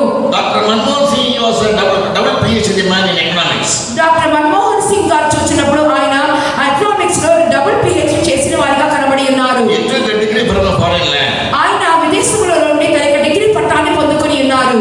And he was the finance minister of India for some time. కొన్ని దినములుగా ఆయన భారతదేశానికి ఫైనాన్స్ మంత్రిగా పనిచేసి ఉన్నారు. World history says ప్రపంచ చరిత్ర చెప్పుచున్నది, there never arose a man as a prime minister so educated like Dr. Manmohan Singh. Doctor Manmohan Singh గారు వంటి గొప్ప విద్యావంతుడైనటువంటి ప్రధానమంత్రి అంతవరకు ఎవరు లేరని చెప్పుచున్నారు. The world admitted him as one of the genius in economics. ప్రపంచ మంత్రి కూడా ఏమి ఒప్పుకొనిచున్నదనగా ఆయన ఎకనామిక్స్ లో గొప్ప మేధావి అని ఒప్పుకొనిచున్నారు. Because of his studies. ఎందువల్లంటే ఆయన విద్యను బట్టి. In Christianity also we can become genius. మరి క్రైస్తవుల్లో కూడా మనం కూడా ఈ యొక్క క్రైస్తవత్వములో ఒక మేధావులుగా మారవచ్చు. But we must study. అయితే మనం కూడా దాన్ని చదువుకోవాలి. Ephesians 4:11. ఎఫెసీ 4:11లో Bible says God has appointed 5 officers in the church. దేవుని సంఘములో 5 ఉద్యోగస్తులను ఏర్పాటు చేసి ఉన్నారు. First of all apostles. మొట్టమొదటిగా అపోస్తలులు, Secondly prophets. రెండవదిగా ప్రవక్తలు, Thirdly pastors. మూడవదిగా కాపురులు, Then teachers. తర్వాత బోధకులు, Then evangelists. తర్వాత స్వార్థికులై ఉన్నది. All the 5 groups of workers are given for the perfecting of the church. ఈ 5 గుంపుల ఉద్యోగస్తులు సంఘం యొక్క పరిపూర్ణత కోసమే నియమించబడి ఉన్నారు. And in 1 Corinthians 12 chapter 28 verse. మరి మొదటి కొరింథీ 12వ అధ్యాయము 28వ వాక్యంలో చూస్తున్నాము. There about the ministries of the workers is mentioned. అక్కడ సేవకుల యొక్క పరిచర్యల గురించి వ్రాయబడి ఉన్నది. There are 8 ministries. 8 విధములైన పరిచర్యలు. And the first one stands for the apostolic ministry. దాంట్లో మొదటి పరిచర్య అపోస్తలులు అని చెప్పి రాయబడి ఉన్నది. God appointed the apostles first of all in the church. దేవుడు మొదటిగా కొందరిని సంఘములో అపోస్తలులుగా ఏర్పరచుకొని ఉన్నారు. They are those who live under a consecration like the 12 apostles chosen by Jesus on the earth. వారు ఎలాగైనటువంటి ప్రతిష్టను అవలంబిస్తున్నారంటే యేసు ప్రభు ఈ లోకంలో ఉంటున్నప్పుడు తను వెంబడించిన 12 మంది శిష్యుల యొక్క ప్రతిష్టను వెంబడించుచున్నారు. To the apostles God doesn't give them only the knowledge of Bible, God also gives them deeper revelations. అపోస్తలులకు దేవుడు బైబిల్ జ్ఞానం మాత్రమే కాకుండా లోతైన ప్రకటనలు కూడా అనుగ్రహించుచున్నారు. In 1 Corinthians 12:1 Paul says that I came to visions and revelations. మరి 2 కొరింథీ 12వ అధ్యాయము మొదటి వాక్యంలో చూస్తున్నాము, అనేకమైన దర్శనములు ప్రత్యక్షతలు నాకు కలవు అని చెప్తున్నాడు. Every word written in the Bible has a spiritual significance hidden behind it. Bible గ్రంథంలో రాయబడినటువంటి ప్రతి వాక్యము కూడా దాని వెనుక ఒక ఆత్మీయమైనటువంటి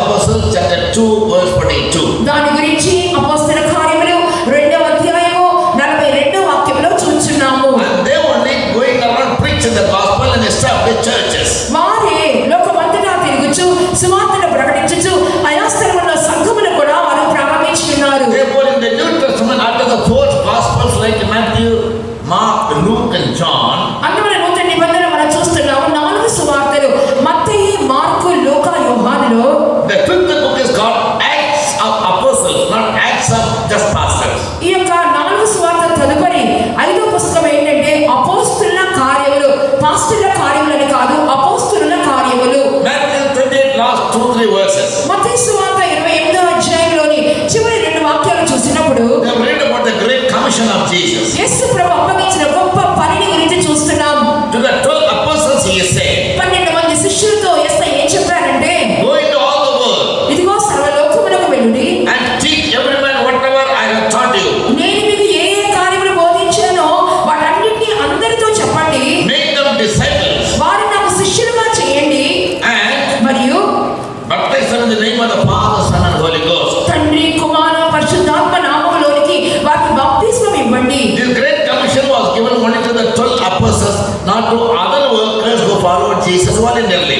యేసు ప్రభుని స్వచ్ఛందంగా వెంబడించినటువంటి సేవకులందరికీ ఈ పని అప్పగించలేదు, కానీ యేసు ప్రభు అపోస్తులైన వారికి మాత్రమే ఈ గొప్ప పనిని అప్పగించి ఉన్నారు. Because of their consecrated life. ఎందుకంటే వారి యొక్క ప్రతిష్ఠిత జీవితం మీద ఆధారపడి చేసుకొని, So when we come to that order, మనం ఎప్పుడైతే ఆ క్రమములకు వచ్చుచున్నామో we also will be given more revelation from the word of God. దేవుని యొక్క వాక్యములో నుండి అధికమైన ప్రకటనలు మనకు కూడా లభించును. Now what is your hope and my hope? What good are we expecting to come to our life in future? భవిష్యత్తులో మనం ఏ మంచి కార్యము మనలో జరగాలని చెప్పి మనము నిరీక్షిస్తున్నాము లేక ఎదురు చూస్తున్నాము. Every true Christian, ప్రతి నిజమైన క్రైస్తవుడు he looks beyond something after grave.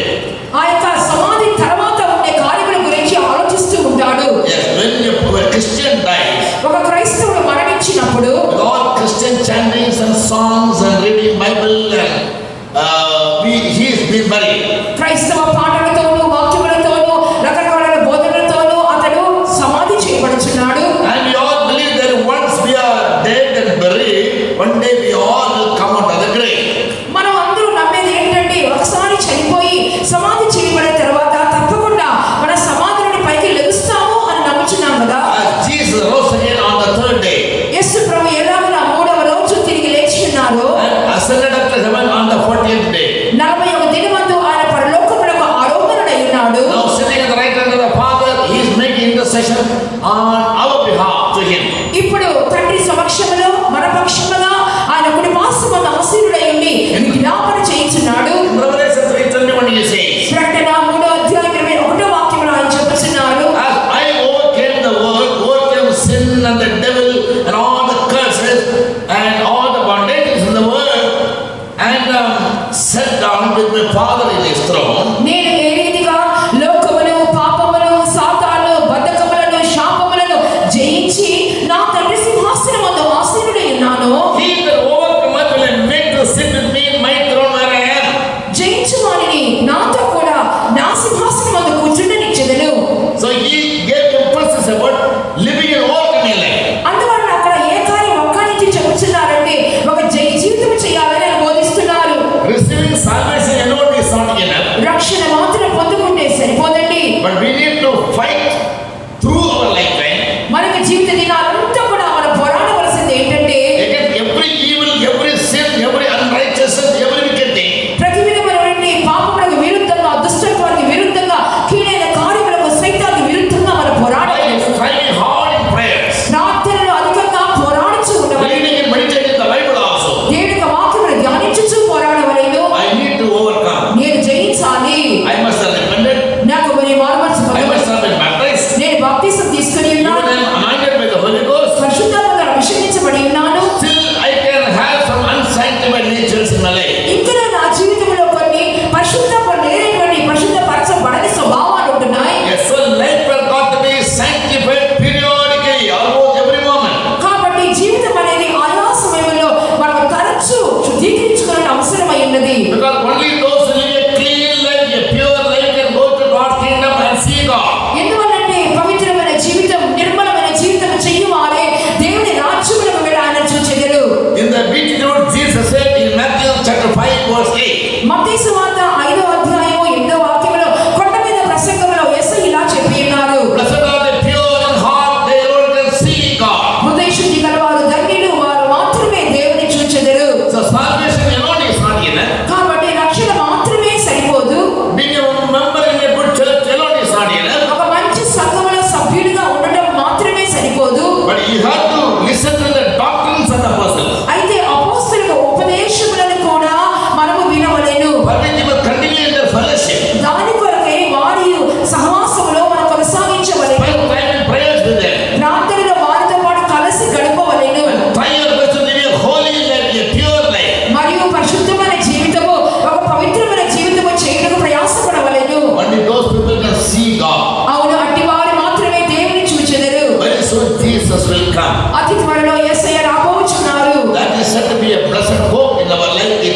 2:14. తీతుకు రాసిన పత్రిక 2వ అధ్యాయము 14వ వాక్య ప్రకారముగా అది ఆ ప్రభువు అక్కడే మనకు ఒక శుభప్రదమైన నిరీక్షణ ఉన్నది. So we these 2-3 days of our Bible study want to give emphasis to the truth, how important it is for you and me and everybody. కాబట్టి ఈ యొక్క సత్యముల మీదే మేము ప్రాధాన్యత ఇచ్చుచున్నాము. ఈ కార్యములు మీకు నాకు ఎంత అవసరమో ఈ 3 దినముల బైబిల్ స్టడీ కూటములో నేర్పించునే ఉన్నాము. And the greatest event of history is about to take place at the time when Jesus come again to this earth. చరిత్రలో గొప్ప సంభవము ఈ లోకములో జరగబోయే ఒక గొప్ప కార్యం ఏమనగా ప్రభువు యొక్క రాకడ సమయమే. Turning our Bibles to Hebrews chapter 9 verse 28.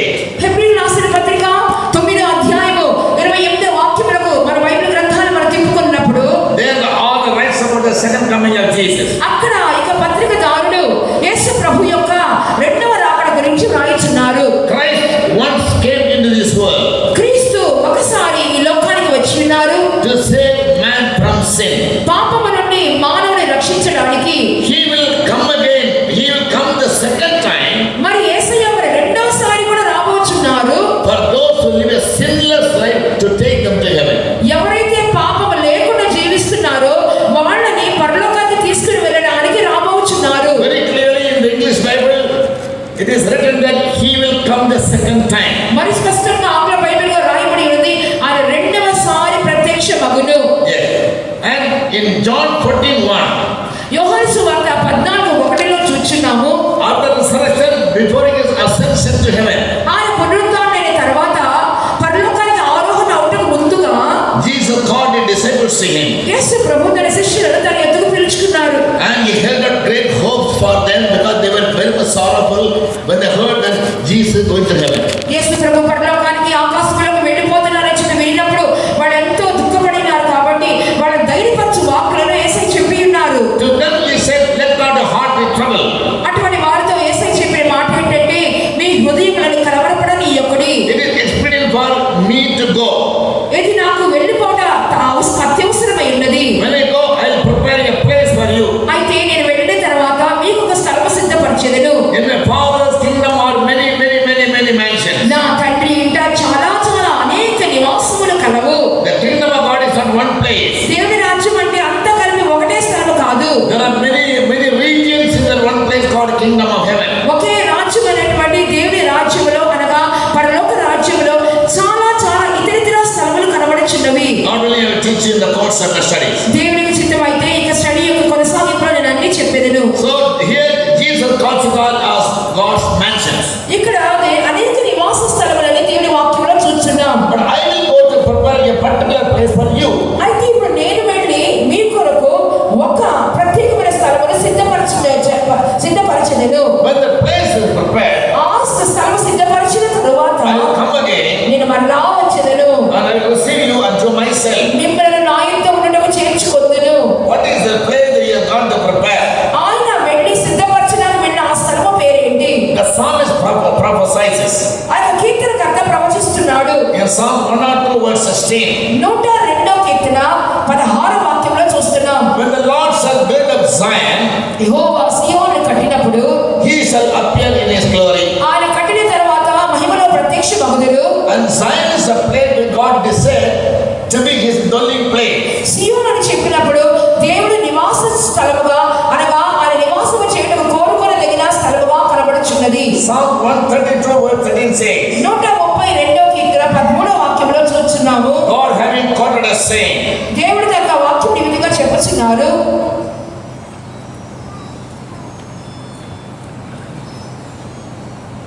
for the Lord has chosen Zion, he has decided for his habitation. యెహోవా సీయోనును ఏర్పరచుకొని ఉన్నాడు, తనకు నివాస స్థలముగా దాన్ని కోరుకొని ఉన్నాడు. 13వ వాక్యము. This is my rest forever. ఇదే నాకు విశ్రాంతి కోరిన స్థానము. Here will I dwell, నేను ఇక్కడ విశ్రమించెదను. for I have decided. నేను దాన్ని కోరుకొని ఉన్నాను. So the place Jesus has gone to prepare is called Zion. కాబట్టి దేవుడు సిద్ధపరచడానికి వెళ్ళినటువంటి స్థలం ఏంటంటే దాని పేరు సియోను.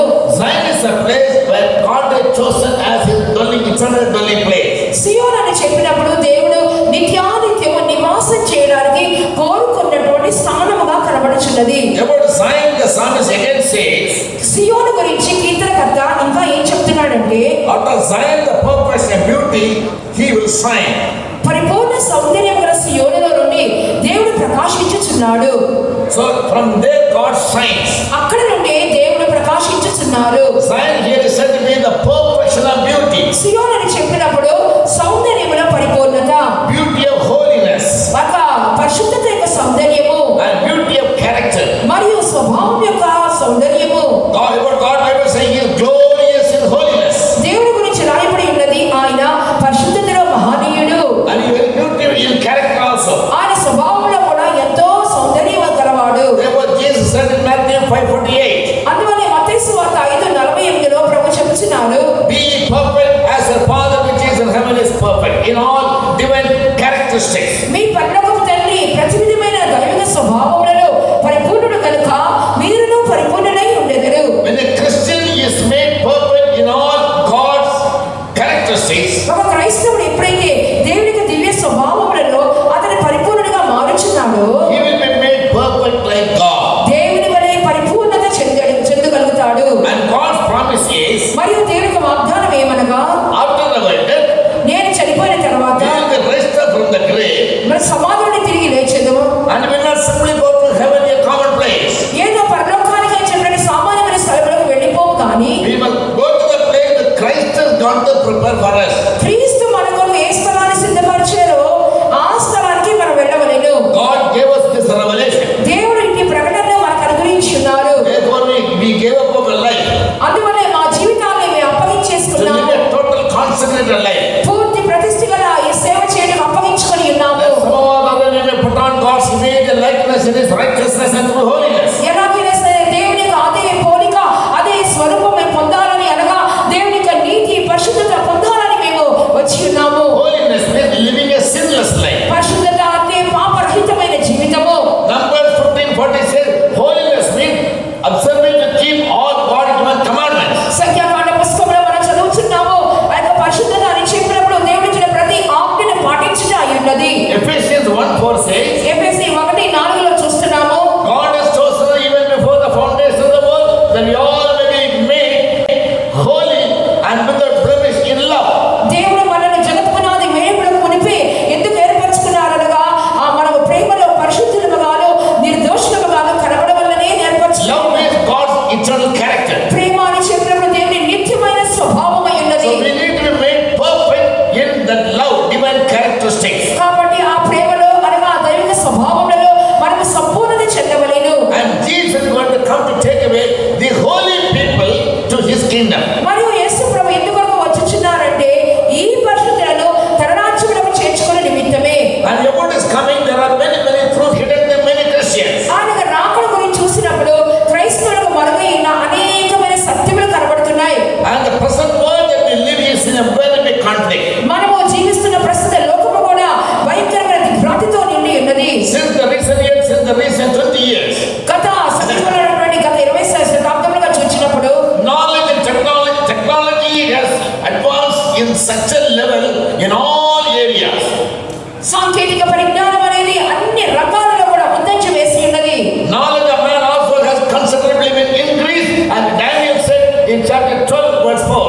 దానియేలు చెప్పుచున్న విధముగా 12:4 వాక్య ప్రకారముగా అంచె దినములలో మనుషుల యొక్క తెలివితేటలు కూడా అధికమగుచున్నది.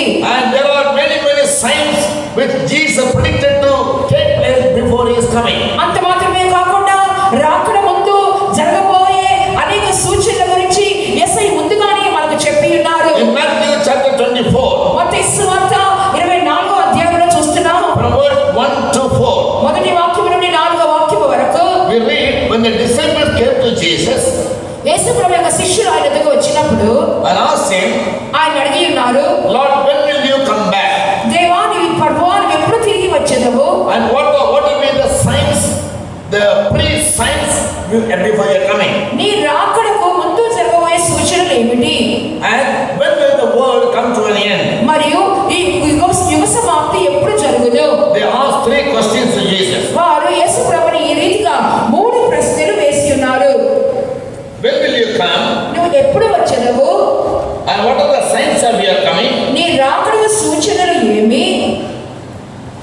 And when will the world come to an end? మరియు ఎప్పుడు యుగ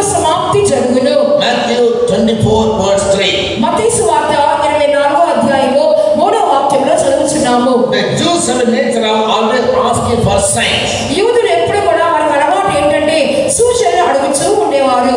When the Greek will always ask for wisdom. గ్రీకులు అయితే ఎప్పుడు జ్ఞానమును వెతుకుతూ ఉంటారు.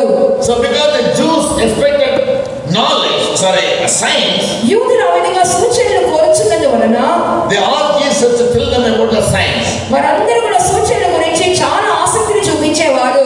To them Jesus said, అట్టి వారికి యేసయ్య చెప్పి ఉన్నారు. verse 4, 4వ వాక్యములో, take heed that ye be not deceived. ఎవ్వరును మిమ్మల్ని మోసపరచకుండా చూచుకొనుడి.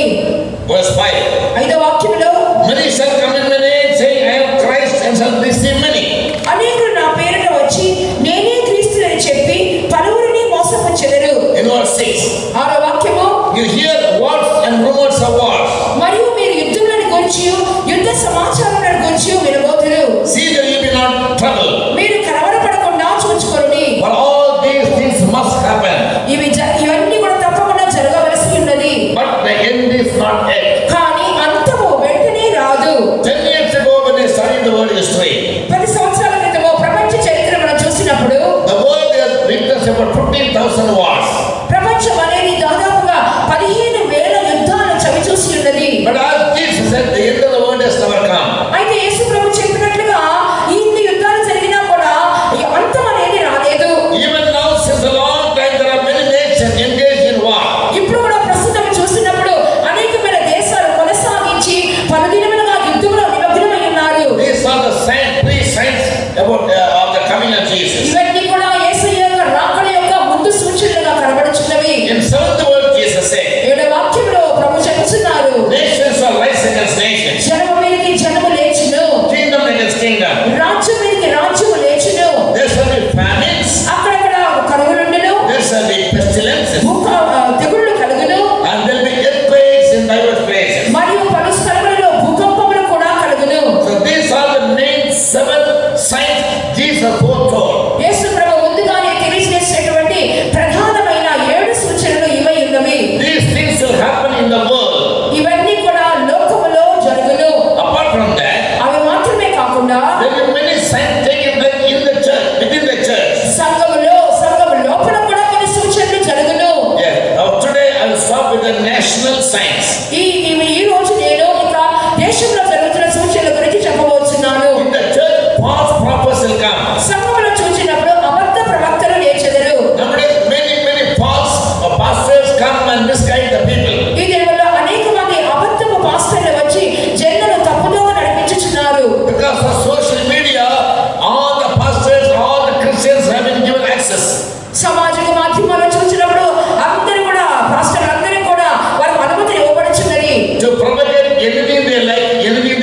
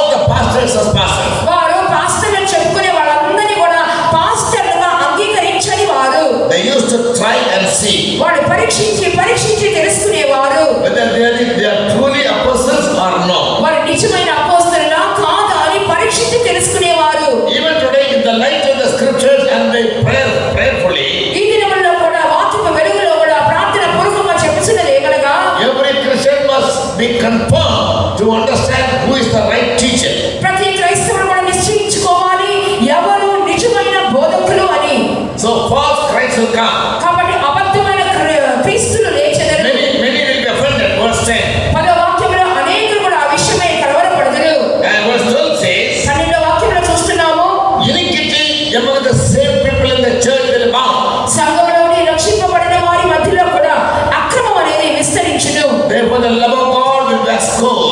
అందువలనే వారిలో ఉన్న దేవుని ప్రేమ చల్లారిపోవును. In UK, in the USA, there are many churches being sold out. యూకేలోను అమెరికా దేశంలో చూసినప్పుడు అనేకమైనటువంటి చర్చిలు అమ్మివేసి ఉన్నారు. Churches have been converted into malls. సంఘములు చర్చిలు అనేవి మాల్స్ కొట్లు దుకాణముల వలె మార్చబడి ఉన్నవి. Because Sunday churches are all found to be empty.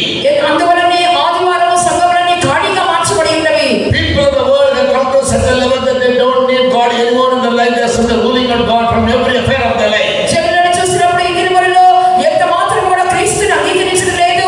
తమ జీవితంలో బయటకు త్రోసివేయుచున్నారు. And the last thing what Jesus said, చివరి వారు యేసయ్య ఏం చెప్పి ఉన్నారనగా, the gospel of the kingdom was preached all over the world. దేవుని యొక్క రాజ్య సువార్త లోకమంతటా ప్రకటించబడును. And then shall the end come. అటు తరువాత అంతము వచ్చును. Therefore, as and when God gives us opportunity, we go around preaching the gospel to every place. అందువల్ల దేవుడు తరుణమించిన కొలది ప్రతి చోటుకు వెళ్ళి సువార్తను బోధించుచున్నాము. Because it is God-given commandment, a great commission, go into all the world and preach and teach. ఎందువలంటే దేవుడు మాకు అప్పగించినది మహా గొప్ప పని.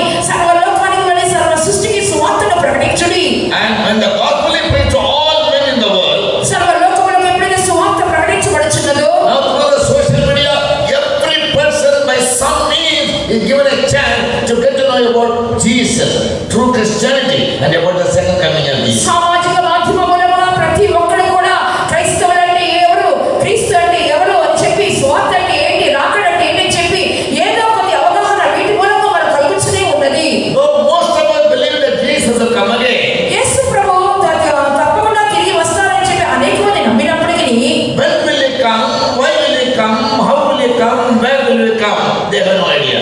ఆయన ఎప్పుడు వచ్చును, ఎందుకు వచ్చును, ఎవరి కొరకు వచ్చును, ఎలాగున వచ్చును అనే కార్యములు అనేక మందికి తెలియదు. We want to make it very elaborate to every day and seen it here. ఇక్కడ కూర్చున్న ప్రతి ప్రియమైన వారికి ఈ కార్యములు విశదముగా చెప్పాలని మేము ప్రయత్నించుచున్నాము. The second coming of Jesus itself is a mystery. ప్రభు యొక్క రెండవ రాకడే ఒక గొప్ప మర్మముగా కనబడుచున్నది. The truth has not been revealed to every person. ఆ సత్యం అనేది ప్రతి మానవునికి బయలుపరచబడలేదు. Because we need to have a great thirst ఎందువల్లంటే దాని గురించి గొప్ప దాహం మనకు ఉండవలెను. to know the truth. సత్యము తెలుసుకోవాలనే Then దాహం. somehow God will help you to understand the truth. దేవుడు ఎలాగైనా సరే సత్యము తెలుసుకోవడానికి ఆ అర్థం చేసుకోవడానికి కృపణించును గాక. It is very sure and certain Jesus will come again. యేసు ప్రభు నిశ్చయంగా మరి నిశ్చయంగా ఆయన రెండవసారి ప్రత్యక్షమగుదురు. In the first century, the apostles thought that during their days, Jesus will give them a kingdom. మొదటి శతాబ్దంలోనే ఆ రోజులో ఉన్నటువంటి దేవుని బిడ్డలు ఆ దినములలోనే తమకు దేవుడు ఒక రాజ్యాన్ని ఇస్తారని చెప్పి ఎదురు చూస్తున్నారు. Because Jesus had written, for the kingdom of heaven is coming. ఎందుకంటే యేసు ప్రభు బోధించినప్పుడు మారు మనసు పొందుడి, దేవుని రాజ్యం సమీపించిందని చెప్పి బోధించారు. The Jews believed Jesus to be their king initially, యూదులైన వారు యేసు ప్రభుని ప్రారంభంలో రాజుగా నమ్మారు. but later they crucified him. ఆ తర్వాత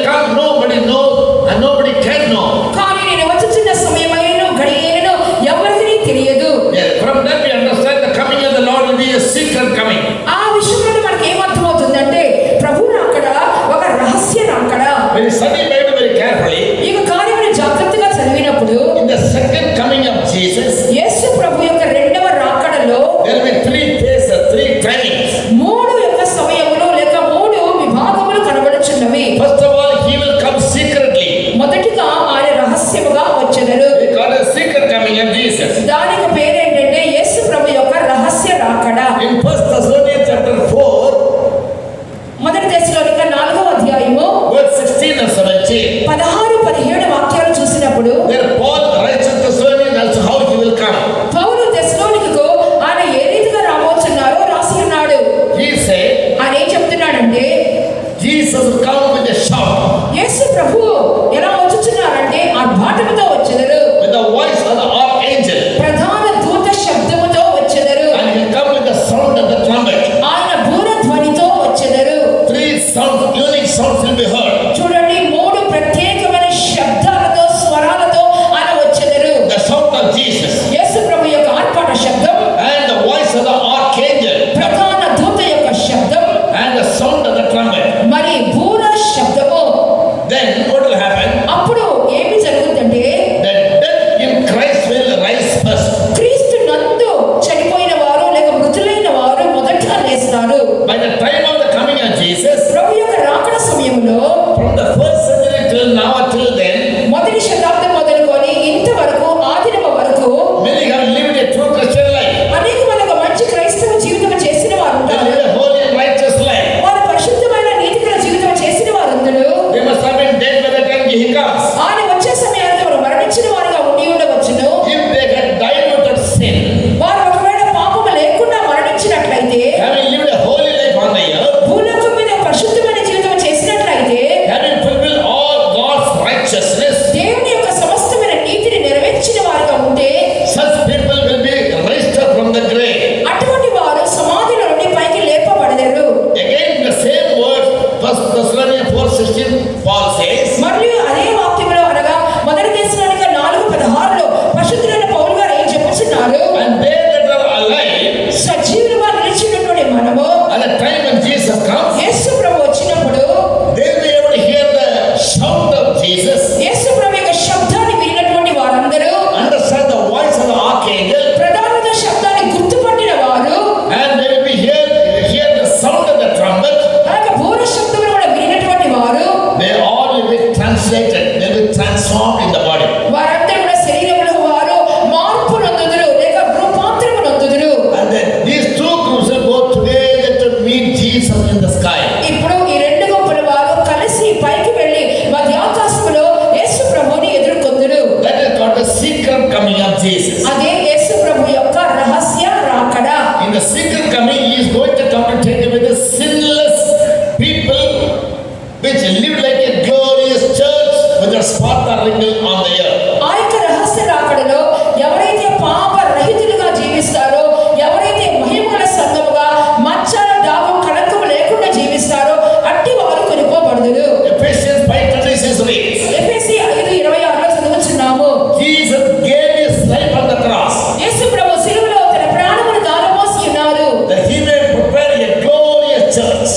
ఒక మహిమగల సంఘమును తాను సిద్ధపరచుకునే నిమిత్తము, Not a church for namesake, ఏదో నామకార్థమైన సంఘము కాదు, not a church with a beautiful name, ఏదో చక్కని పేర్లతో గల సంఘాలు కొరకు but కాదు, a church that will be made glorious మహిమగల సంఘము కొరకు or perfect లేదా పరిపూర్ణ చెందిన సంఘము కొరకు, in righteousness and holiness, నీతిలోను పరిశుద్ధతలోను without any sin ఎటువంటి పాపము లేకుండా and without any spot, మరియు ఎటువంటి మచ్చలు లేకుండా, without any wrinkle. ఎటువంటి ముడతలు లేకుండా Those saints will be taken up in the secret coming of Jesus. They will go and meet Jesus in the cloud. అటువంటి పరిశుద్ధులే యేసు ప్రభు వచ్చినప్పుడు ఎత్తబడుదురు. వారు యేసు ప్రభుని మధ్య ఆకాశములో సంధించెదరు. About their experience, Paul writes to the Corinthians. అటువంటి అనుభవాల గురించి పౌలు గారు కొరింథీయులకు రాయించినప్పుడు In 1 Corinthians chapter 15, verse 51 and 52. మొదటి కొరింథీ పత్రిక 15వ అధ్యాయము 51, 52 వాక్యాలు చూసినప్పుడు, I give you a mystery. నేను ఒక మర్మము తెలుపుచున్నాను. We shall not all sleep, మనమందరము నిద్రించము కానీ but we all will come back to life. మనమందరము జీవముతో లేచెదము. When the trumpet is sounded, బూర ధ్వనించినప్పుడు all those who sleep in the grave will come back to life. సమాధిలో నిద్రిస్తున్న ప్రతి ఒక్కరు జీవముతో పైకి లేచెదరు. In Revelation chapter 16, verse 15, ప్రకటన గ్రంథం 16వ అధ్యాయం 15వ వాక్యములో, in the secret coming, Jesus said, I'll come like a thief. యేసు ప్రభు యొక్క రహస్య రాకడలో ఆయన ఏం చెప్తున్నారంటే, నేను దొంగ వలె వచ్చుచున్నానని చెప్తున్నాను. చెప్పుచున్నారు. In Mark 13 chapter 32, మార్కు సువార్త 13వ అధ్యాయం 32వ వాక్యములో Jesus said, the time of the coming nobody knows. యేసు ప్రభు యొక్క చెప్పుచున్నారు, ఆయన రాకడ సమయము ఎవరికీ తెలియదు. Therefore in Matthew 24:44 he said, అందువల్ల మత్తయి సువార్త 24:44లో చూస్తున్నాము, because you do not know the time of the coming, be ye ready and be watchful. కాబట్టి నేను వచ్చుచున్నటువంటి కాలము సమయం ఎరుగని వారు కనుక మీరు మెలకువగా ఉండండి, సిద్ధపాటుగా కలిగి ఉండండి. This is called the secret coming. ఇదే రహస్య రాకడ అని అర్థమై ఉన్నది. In the picture that we have given to you all, మీకు ఇవ్వబడినటువంటి పటములో చూస్తున్నాము. you can look to the picture where Jesus comes secretly. ఆ యొక్క పటములో మీరు చూడండి, యేసు ప్రభు రహస్యంగా వచ్చేది కనబడుచున్నది. In the third column from right, కుడివైపు నుండి 3వ భాగం చూడండి. the first picture, మొదటి భాగము here will be written secret coming of Jesus. యేసు ప్రభు యొక్క రహస్య రాకడ అని వ్రాయబడి ఉన్నది. He is going to come ఆయన ఎలా వచ్చునగా to take away the glorious church which lives with a spot or wrinkle. ఎటువంటి మచ్చ ముడత లేనటువంటి భయంకర సంఘాన్ని చేర్చుకున్నట్టుగా ఆయన వచ్చెదరు. If you are prepared, మీరు సిద్ధంగా ఉన్నట్లయితే you can go. మీరు వెళ్ళగలరు, Otherwise you will be left behind. లేనట్లయితే మీరు చేయి విడిచిపెట్టబడతారు. It is just like the people or the children appearing for exam. పరీక్షకు సిద్ధమవుతున్నటువంటి పిల్లలకు సాదృశ్యముగా ఉన్నది. Those who study well ఎవరైతే బాగా చదువుకుంటారో, and write the exam well, పరీక్షలు ఎవరైతే బాగా రాస్తారో they will pass out and be promoted to the next class. వాళ్ళు ఉత్తీర్ణులు అవుతారు, మరొక తరగతికి పైకి వెళతారు. Others will remain in the same class. ఇతరులు ఈ తరగతిలోనే ఉండిపోతారు. They fail వారు విఫలమవుతున్నారు. and they will be given a supplementary chance. వారికి మరి ఒకసారి పరీక్ష రాసి సప్లిమెంటరీ తరుణం ఇవ్వబడుచున్నది. Either within 6 months they can appear the exam again, వారు ఒకవేళ మరలా పరీక్షలు రాయవచ్చును, or after a year they can write a supplementary test. లేదా వారు సప్లిమెంటరీ పరీక్షలకు హాజరవ్వచ్చును.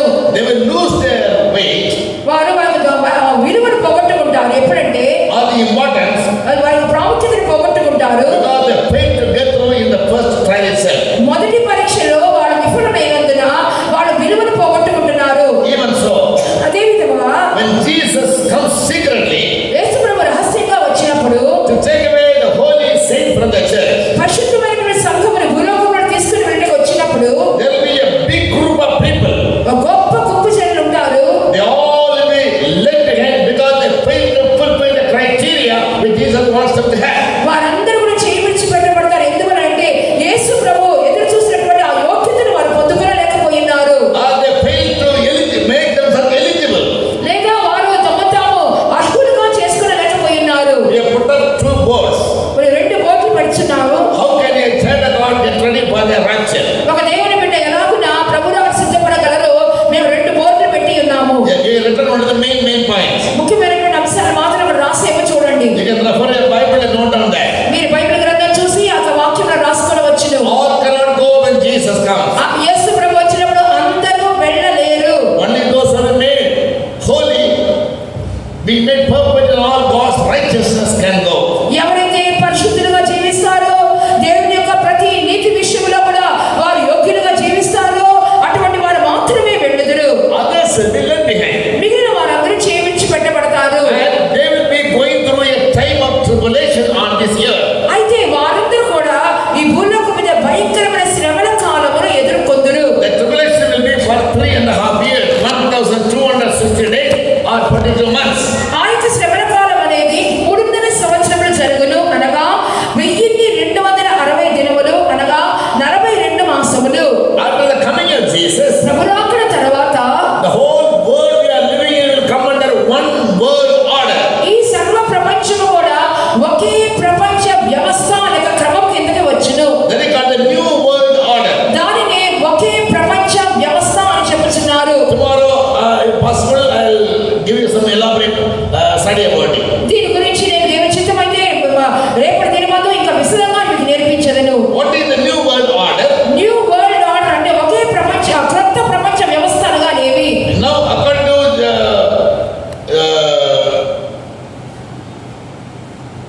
UNO, United Nations Organizations, ఐక్యరాజ్య సమితి యొక్క ప్రకటన మూలముగా we have about 195 countries in the world.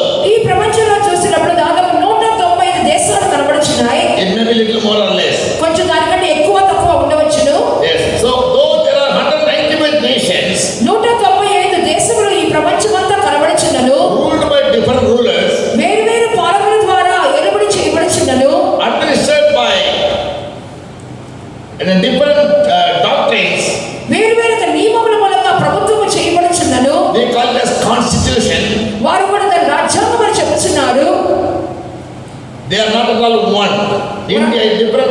Pakistan different, Bangladesh different, Sri Lanka is different. దేశములన్నీ కూడా వ్యత్యాసకరంగానే కనబడుచున్నవి. భారతదేశం వేరుగా ఉంటున్నది, బంగ్లాదేశ్ వేరుగా ఉంటున్నది, చైనా దేశం ఇవిగా వేర్వేరు దేశంలో వేర్వేరు రకములుగా పనిచేయుచున్నవి. When Jesus comes and takes away the holy, perfected saints from the earth, యేసయ్య వచ్చి పరిశుద్ధత పొందినటువంటి సంపూర్ణ చెందినటువంటి తన సంఘమును తీసుకుని వెళ్ళిపోయిన తర్వాత a world ruler, one world ruler will rise. ఒకే ప్రపంచ నాయకుడు లేక పాలకుడు లేచును.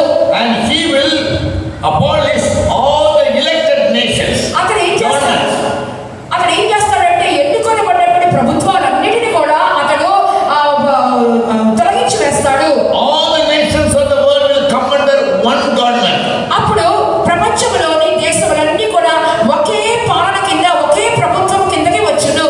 This new world order was planned by the very first president of America called George Washington in the 18th century. కొత్త ప్రపంచ వ్యవస్థ అనేది మొట్టమొదటిసారిగా ఆ యొక్క అమెరికా అధ్యక్షుడైనటువంటి జార్జ్ వాషింగ్టన్ మూలముగా ప్రతిపాదించబడినది. Since then till now, the whole world has been making a lot of efforts to bring the whole world under one rule or one order. ఆ దినం మొదలుకొని ఈ దినం వరకు కూడా ప్రపంచం అంతా కూడా ఎలాగైనా సరే ఒకే పరిపాలన కిందకు ఒకే ప్రభుత్వంలోకి రావాలని చెప్పి సర్వ ప్రయత్నాలు చేస్తున్నారు. The one world government will be ruled by a ruler called Antichrist, or he will be Antichrist and Anti-Christian. ఆ ఒకే ప్రపంచ పరిపాలన ఎవరి ద్వారా చేయబడుతుందంటే అంత్యక్రీస్తు అనగా క్రీస్తుకు విరోధి మూలంగా జరిపించబడదు. The ruler will be given power and authority and seat by the devil. ఈ యొక్క నాయకునికి లేక ఈ యొక్క పాలకునికి అంత్యక్రీస్తు సాతాను మూలంగా అధికారము, శక్తి, సింహాసనము ఇవ్వబడదు. See in the chart, picture number 4, 5 and 6. చూడండి, మీకు ఇవ్వబడిన పటములో 4, 5, 6 పటాలు చూడండి. In the 3 pictures, ఈ 3 పటాలలో for the first picture number 4, 4వ పటాన్ని చూసినప్పుడు you see a red colored beast. చూడండి, ఎర్రని రంగు గల ఒక మృగాన్ని చూస్తున్నాం కదా. The second picture, you are able to look at a dragon having 7 heads. ఆ తర్వాత రెండవ బొమ్మలో చూస్తున్నాము 7 తలల గల ఎర్రని ఘటసర్పాన్ని చూస్తున్నాము. In picture number 6, you look at a lamb having 2 horns. 6వ పటం చూడండి, ఒక గొర్రెపిల్లని చూస్తున్నాం, 2 కొమ్ములు కలిగి ఉన్నది. Remember, the book of Revelation is written in types and figures, in symbols and in paradoxes. చూడండి, ప్రకటన గ్రంథం మొత్తం అనేది సూచన మూలంగాను, సాదృశ్యముల మూలంగాను, ఉపమానముల మూలంగానే రచించబడి ఉన్నది. A common man with a worldly knowledge or a Christian with a shallow knowledge, he cannot understand these secrets. ఒక సామాన్యమైన లోకములోని మనుషులు కానీ లేదా కొద్ది అవగాహన కలిగినటువంటి క్రైస్తవులు కానీ ఈ సత్యములను గ్రహింపలేరుడు. Because Ephesians 3:6 says, all these mysteries, hidden truths are revealed only to the holy apostles and prophets. ఎందుకంటే ఎఫెసీ రాసిన పత్రిక 3వ అధ్యాయము 6వ వాక్యంలో చూస్తున్నాము, ఈ మర్మాలన్నీ కూడా తన పరిశుద్ధులకు, అపోస్తులకు, ప్రవక్తలకు మాత్రమే బయలుపరచబడి ఉన్నవి. So these 3 evil, wicked trinity will be ruling the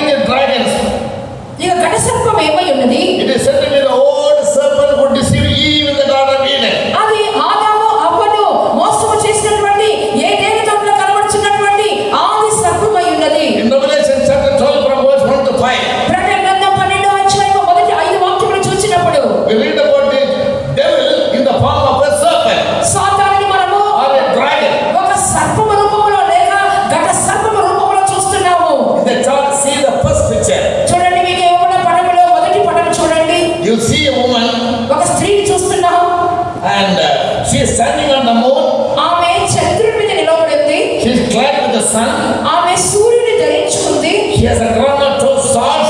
ఆమె తల మీద 12 నక్షత్రాల కిరీటం కూడా ఉంది. She was able to give birth to a child. ఆమె ఒక శిశువును కననై ఉన్నది. And another wonder that was seen by John in Revelation 12 chapter 8. మరియు ప్రకటన 12వ అధ్యాయంలో యోహాను ద్వారా చూడబడినటువంటి మరొక అద్భుతం ఏమనగా A red dragon ఒక ఎర్రని మహాగణ సర్పము having a long tail and 7 heads. ఒక పొడవైన తోక 7 తలలు కలిగి ఉన్నది. The dragon was waiting for the woman to deliver a child to swallow up that child. ఇప్పుడు ఈ గత సర్పం ఏం చేస్తుందంటే ఆ స్త్రీ ఎప్పుడు కలుద్దా అని చెప్పి ఆ కలనైన బిడ్డను మృంగివేయవలని కనిపెట్టుకొని ఉన్నది. Go home and read Revelation chapter 12 verse 1 to 5. ఇంటికెళ్ళి చదువుకోండి. ప్రకటన గ్రంథము 12వ అధ్యాయము మొదటి 5 వాక్యములు. It is symbolically written so that common man with worldly knowledge cannot understand. అది సాదృశ్య రూపకంలోనే వ్రాయబడి ఉన్నది. ఎందువల్లంటే సామాన్యమైన మనుషులు అర్థం చేసుకోకూడదని. But when the woman delivered a child, man child, అయితే ఆ స్త్రీ ఎప్పుడైతే ఒక మగ శిశువును కనినదో according to God's plan, దేవుని యొక్క ఉద్దేశ ప్రకారముగా the child must be taken to the throne of God. ఆ శిశువు దేవుని యొక్క సింహాసనమునకు కొనిపోబడవలెను. She is the woman. ఆమె ఆ యొక్క స్త్రీ. The woman represents the New Testament church. ఆ స్త్రీ ఎవరంటే నూతన నిబంధన సంఘము. When we gave the chart to some people, they said, is it Mary, the mother of Jesus? మేము ఈ పట్టాన్ని కొంతమందికి పంచినప్పుడు వాళ్ళు ఏమన్నారంటే ఈ స్త్రీ ఎవరండి, ఈమె యేసు ప్రభు తల్లి అయిన మరియమ్మ అని అడిగి ఉన్నారు. No, we don't believe in Mary, the mother of Jesus, to be a goddess. మేము యేసు ప్రభు తల్లి అయిన మరియమ్మ ఒక దేవుడిగా మేము నమ్ముటలేదు. According to the Bible, she was just a woman who found grace in the sight of God to be a mother of Jesus. That's it. Bible గ్రంథ ప్రకారంగా దేవుని దృష్టిలో కృప పొందుకొని ఉన్న స్త్రీ యేసు ప్రభుని కలిగినటువంటి స్త్రీగా మాత్రమే ఉన్నది. Like some people believe, we don't believe in all those truths of Mary. కొంతమంది నమ్ముతున్నట్టుగా మేరీ యొక్క సత్యములన్నీ కూడా మేము నమ్ముటలేదు. Yes, but it is not biblical. ఎందువల్ల అది బైబిల్ సంబంధించినది కాదు. This woman represents the New Testament church. ఇక్కడ మీకు ఉన్నటువంటి ఆ పటములో ఉన్న స్త్రీ నూతన నిబంధన సంఘము. Ephesians 5:30-32. ఎఫెసీ రాసిన పత్రిక 5వ అధ్యాయము 30 నుండి 32 వాక్యాలు చూసినప్పుడు Husbands, love your wives as Christ loved the church. క్రీస్తు సంఘమును ప్రేమించిన విధంగా భర్తలు తమ భార్యలను ప్రేమించవలెను. What is the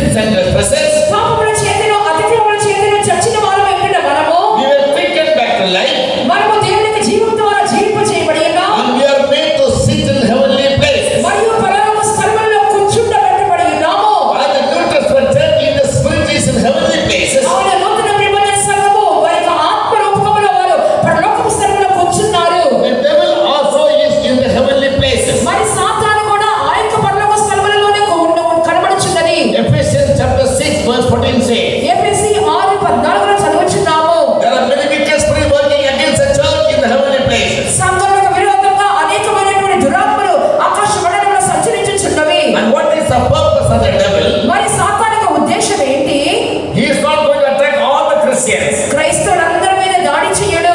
Who is going to attack and target only those Christians who are preparing their life in all righteousness and holiness to be made ready to meet Jesus when he comes. ఏ క్రైస్తవులైతే నీతిగాను పరిశుద్ధంగాను జీవించి యేసు ప్రభు వచ్చినప్పుడు ఆయన రాకడలో ఆయన ఎదుర్కోవాలని ప్రయత్నిస్తూ ఉంటారో అటువంటి క్రైస్తవుల మీదనే సాతానుడు దాడి చేయడు. And the Michael the archangel will come and fight against the devil and make a free passage for the man to go to the throne of God. ప్రధాన దూత అయిన మిఖాయేలు వచ్చి ఆ సాతానుతో యుద్ధమాడి ఆ మగ శిశువు నేరుగా సింహాసనంలో ఎట్టి ఆటంకం లేకుండా ఎత్తబడడానికి సహాయం చేయడు. In Bible, wherever read about Michael, Bible గ్రంథంలో ఎక్కడెక్కడ మిఖాయేలు గురించి చూస్తున్నామో you find him always coming to fight against the devil only. మిఖాయేలు ఎప్పుడు కూడా ఎవరితో యుద్ధం చేస్తాడంటే సైతానుతోనే యుద్ధం చేస్తూ ఉంటాడు. When the devil asked for the body of Moses, మోషే యొక్క శరీరాన్ని గురించి సైతాను వివాదం ఆడుతున్నప్పుడు కూడా Michael archangel came to fight against him. ప్రధాన దూత అయిన మిఖాయేలు వచ్చి అతనితో వాదించుచున్నాడు. When the devil wanted to swallow up the man's side, ఎప్పుడైతే సాతాను ఆ మగ శిశువును మృంగేయాలని ప్రయత్నించున్నాడు Michael comes to fight against him. మిఖాయేలు దూత వచ్చి పోరాడుచున్నాడు. And when Daniel's prayer was hindered by the devil, దానియేలు యొక్క ప్రార్థన కూడా సాతాను ద్వారా ఆటంకించబడినప్పుడు Michael came to fight against the devil. మిఖాయేలు దూత వచ్చి ఆ సాతానుతో పోరాడి ఉన్నాడు. Michael is the captain of the host of God. మిఖాయేలు చెప్పినప్పుడు దేవుని యొక్క సేనకు సైన్యాధిపతిగా కనబడుచున్నాడు. Whenever the devil comes to attack your life, సాతాను నీ జీవితం మీద దాడి చేయడానికి వచ్చుచున్నప్పుడల్లా God sends Michael down to fight on your behalf and he frees you. నీ పక్షంగా యుద్ధమాడటం కాదు, దేవుడు పరలోకంలోని మిఖాయేలు దూతని పంపించి సైతాన్ని ఓడింపజేయును. Father, you must always pray. దాని కొరకు మీరు ఎల్లప్పుడూ ప్రార్థించువారుగా When ఉండమని. Daniel prayed, the angel saved him. దానియేలు ప్రార్థించినప్పుడు దూత అతన్ని రక్షించింది. So praying people will always be spared from the attack or the target of the devil. ప్రార్థించే జనులు ఎల్లప్పుడూ కూడా సాతాను యొక్క దాడుల నుండి సాతాను యొక్క పోరాటముల నుండి జయం పొందిన వారుగా కనబడతారు. In Revelation chapter 13, ప్రకటన గ్రంథము 13వ అధ్యాయము we read about three beasts. 3 మృగాల గురించి చూస్తున్నాము. They are the beasts shown in the chart in the hand, number 4, 5 and 6. మీకు ఇవ్వబడినటువంటి ఆ పటములో 4, 5, 6 సంఖ్యలు వేసిన పటాలు.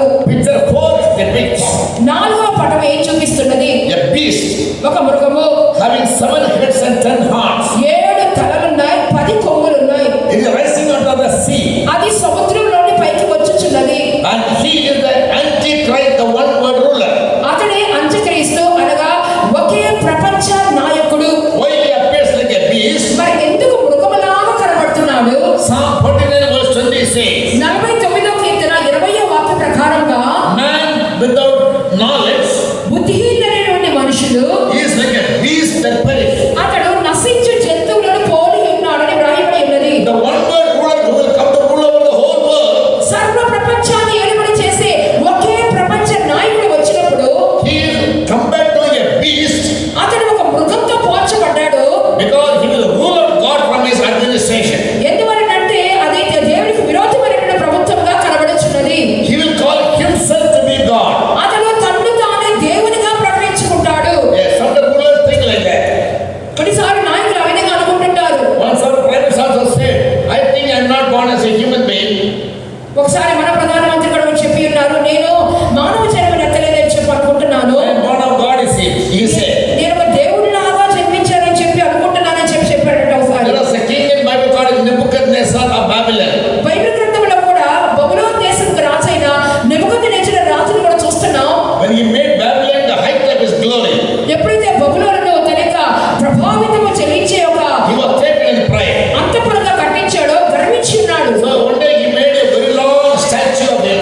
ఒకసారి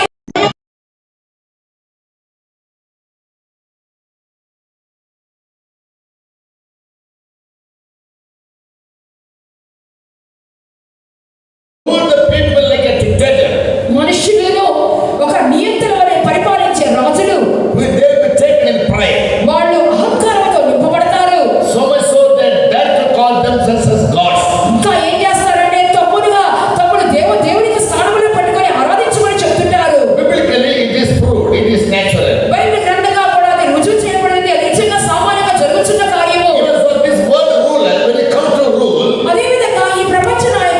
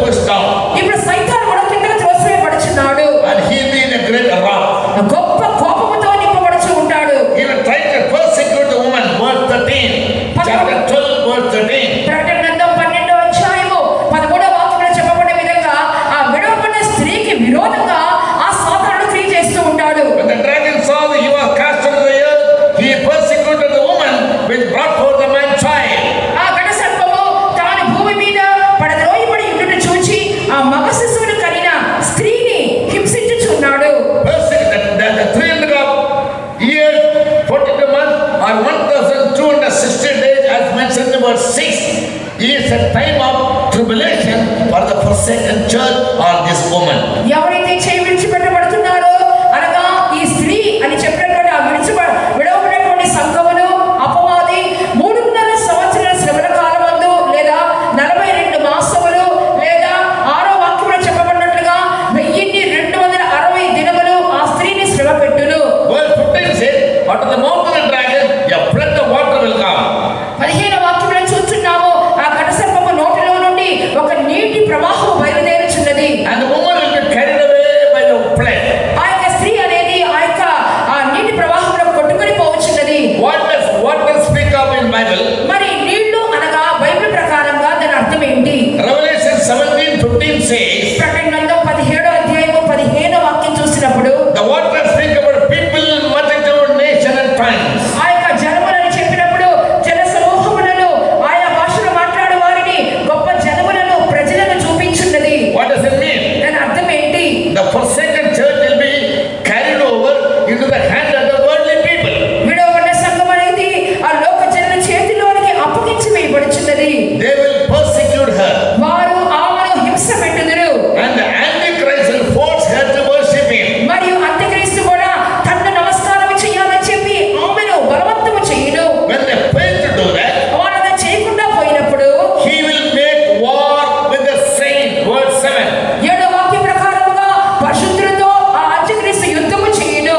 Not only that, దాని అంత మాత్రమే కాదు, if any forsaken Christian fails to worship the Antichrist, the one world ruler, ఎవరైతే చేయించబడ్డారో ఆ క్రైస్తవులు ఒకవేళ ఆ అంత్యక్రీస్తుకు నమస్కారం చేయడానికి తిరస్కరిస్తారో అనగా ఆ ఒకే ప్రపంచ నాయకుని తిరస్కరిస్తారో chapter 13 verse 15 says, 13వ అధ్యాయం 15వ వాక్యంలో చూస్తున్నాం they will be killed. వాళ్ళు చంపబడుదురు.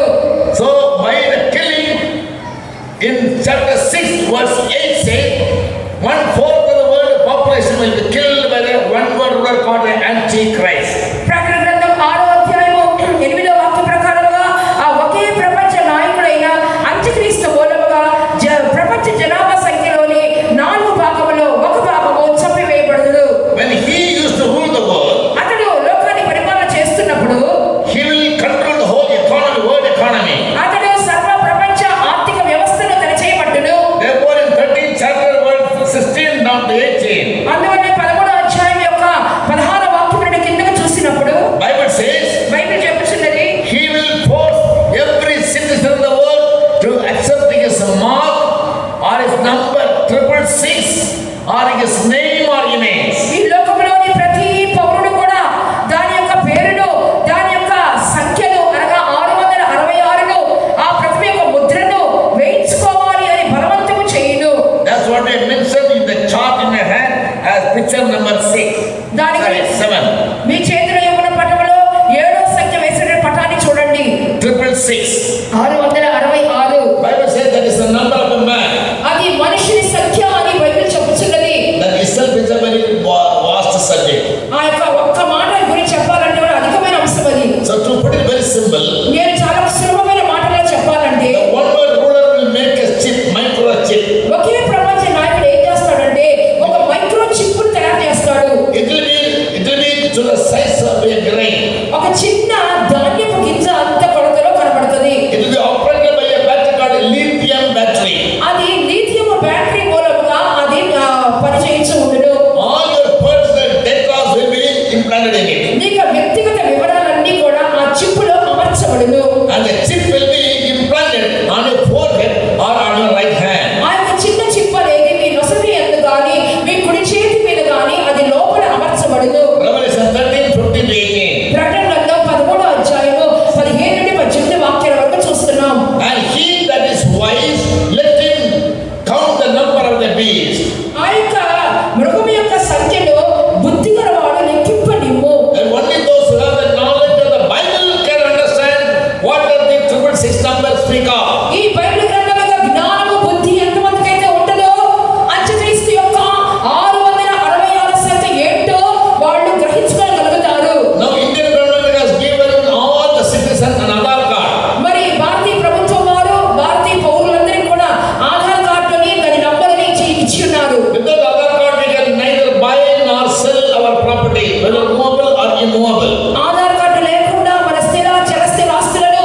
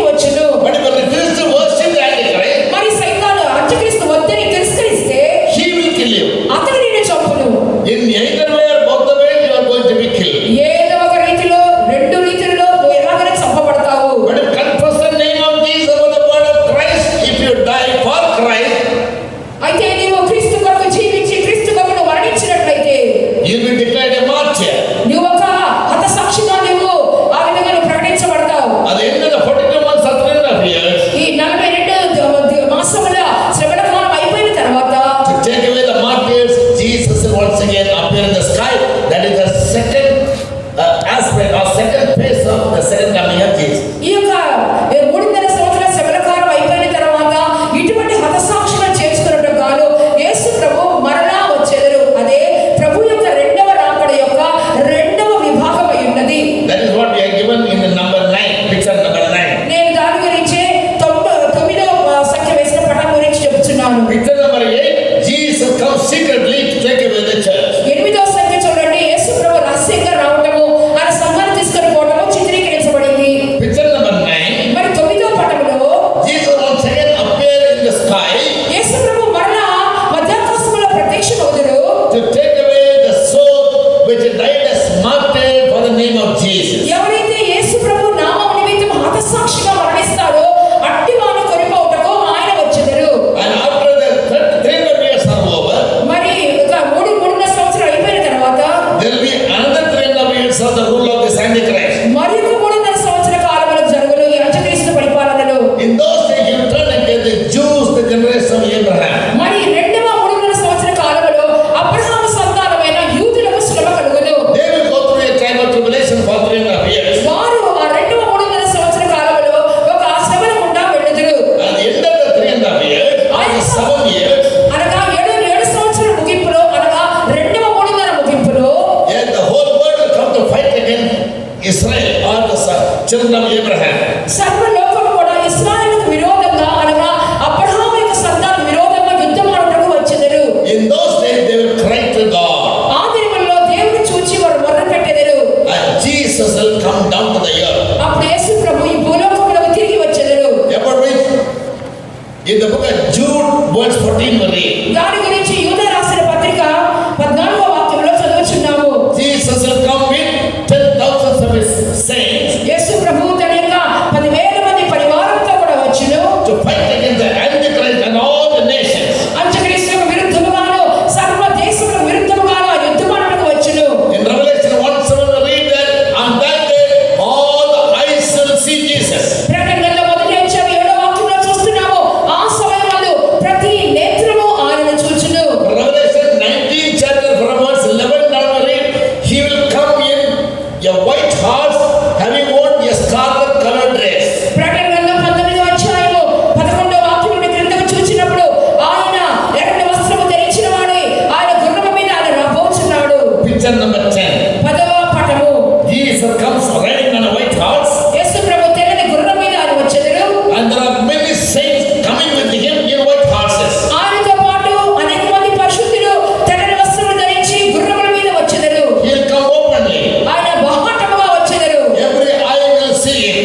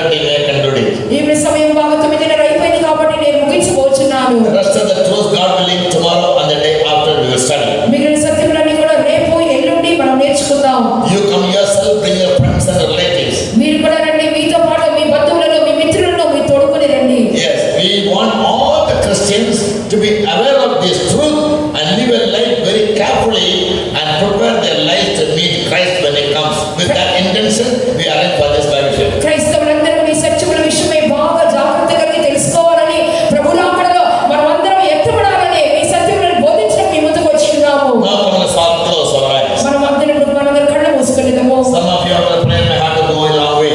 కొంతమంది మీకు ఇళ్ళకు చాలా దూరంగా ప్రయాణం చేసి వెళ్ళవలసి ఉన్నారు. Yes, so we have made some fast food for you. అందువల్ల మేము కొంచెం అల్పాహారం మీకోసం తయారు చేసి ఉన్నాం. Yes, you can be delighted and have participated in it and go. మీరు ఆ భోజనంలో కూడా పాల్గొని మీరు భుజించి వెళ్ళవచ్చు. But now let's all close our eyes and pray. ఇప్పుడు అందరూ కలిసి కళ్ళు మూసుకొని మన ప్రార్థనలో ఉందాం. God will great love and kindness on our behalf. దేవుడు మన పట్ల తన మహా ప్రేమను కనికరమును చూపించి He arranged for this meeting to create an awareness in our minds. ఈ కుటుంబంలో మన జీవితంలో ఒక అప్రమత్తత తీసుకుని రావడానికి దేవుడు సిద్ధపరిచినాడు. Gracefully and prayerfully out of our love for your soul, we are teaching you these doctrines. కృప ద్వారాను ప్రార్థన పూర్వకంగాను ప్రేమ పూర్వకంగాను ఈ బైబిల్ స్టడీ కుటుంబంలో సత్యాన్ని బోధించాలని కోరుచున్నాము. If you have any doubts about our teaching, you can feel free to contact us anytime. మా సత్యముల గురించి ఏదైనా సందేహములు ఉన్నట్లయితే ఎప్పుడైనా సరే మీరు మాతో వాటిని తెలుసుకునే నిమిత్తము మీరు వచ్చినకు అవకాశం ఇచ్చుచున్నాము. What are words to say, what are for you, go and check. ఏ కార్యములు మీకు ఉన్నవో ఇంటికి మీరు చూసుకోండి. If you have any doubt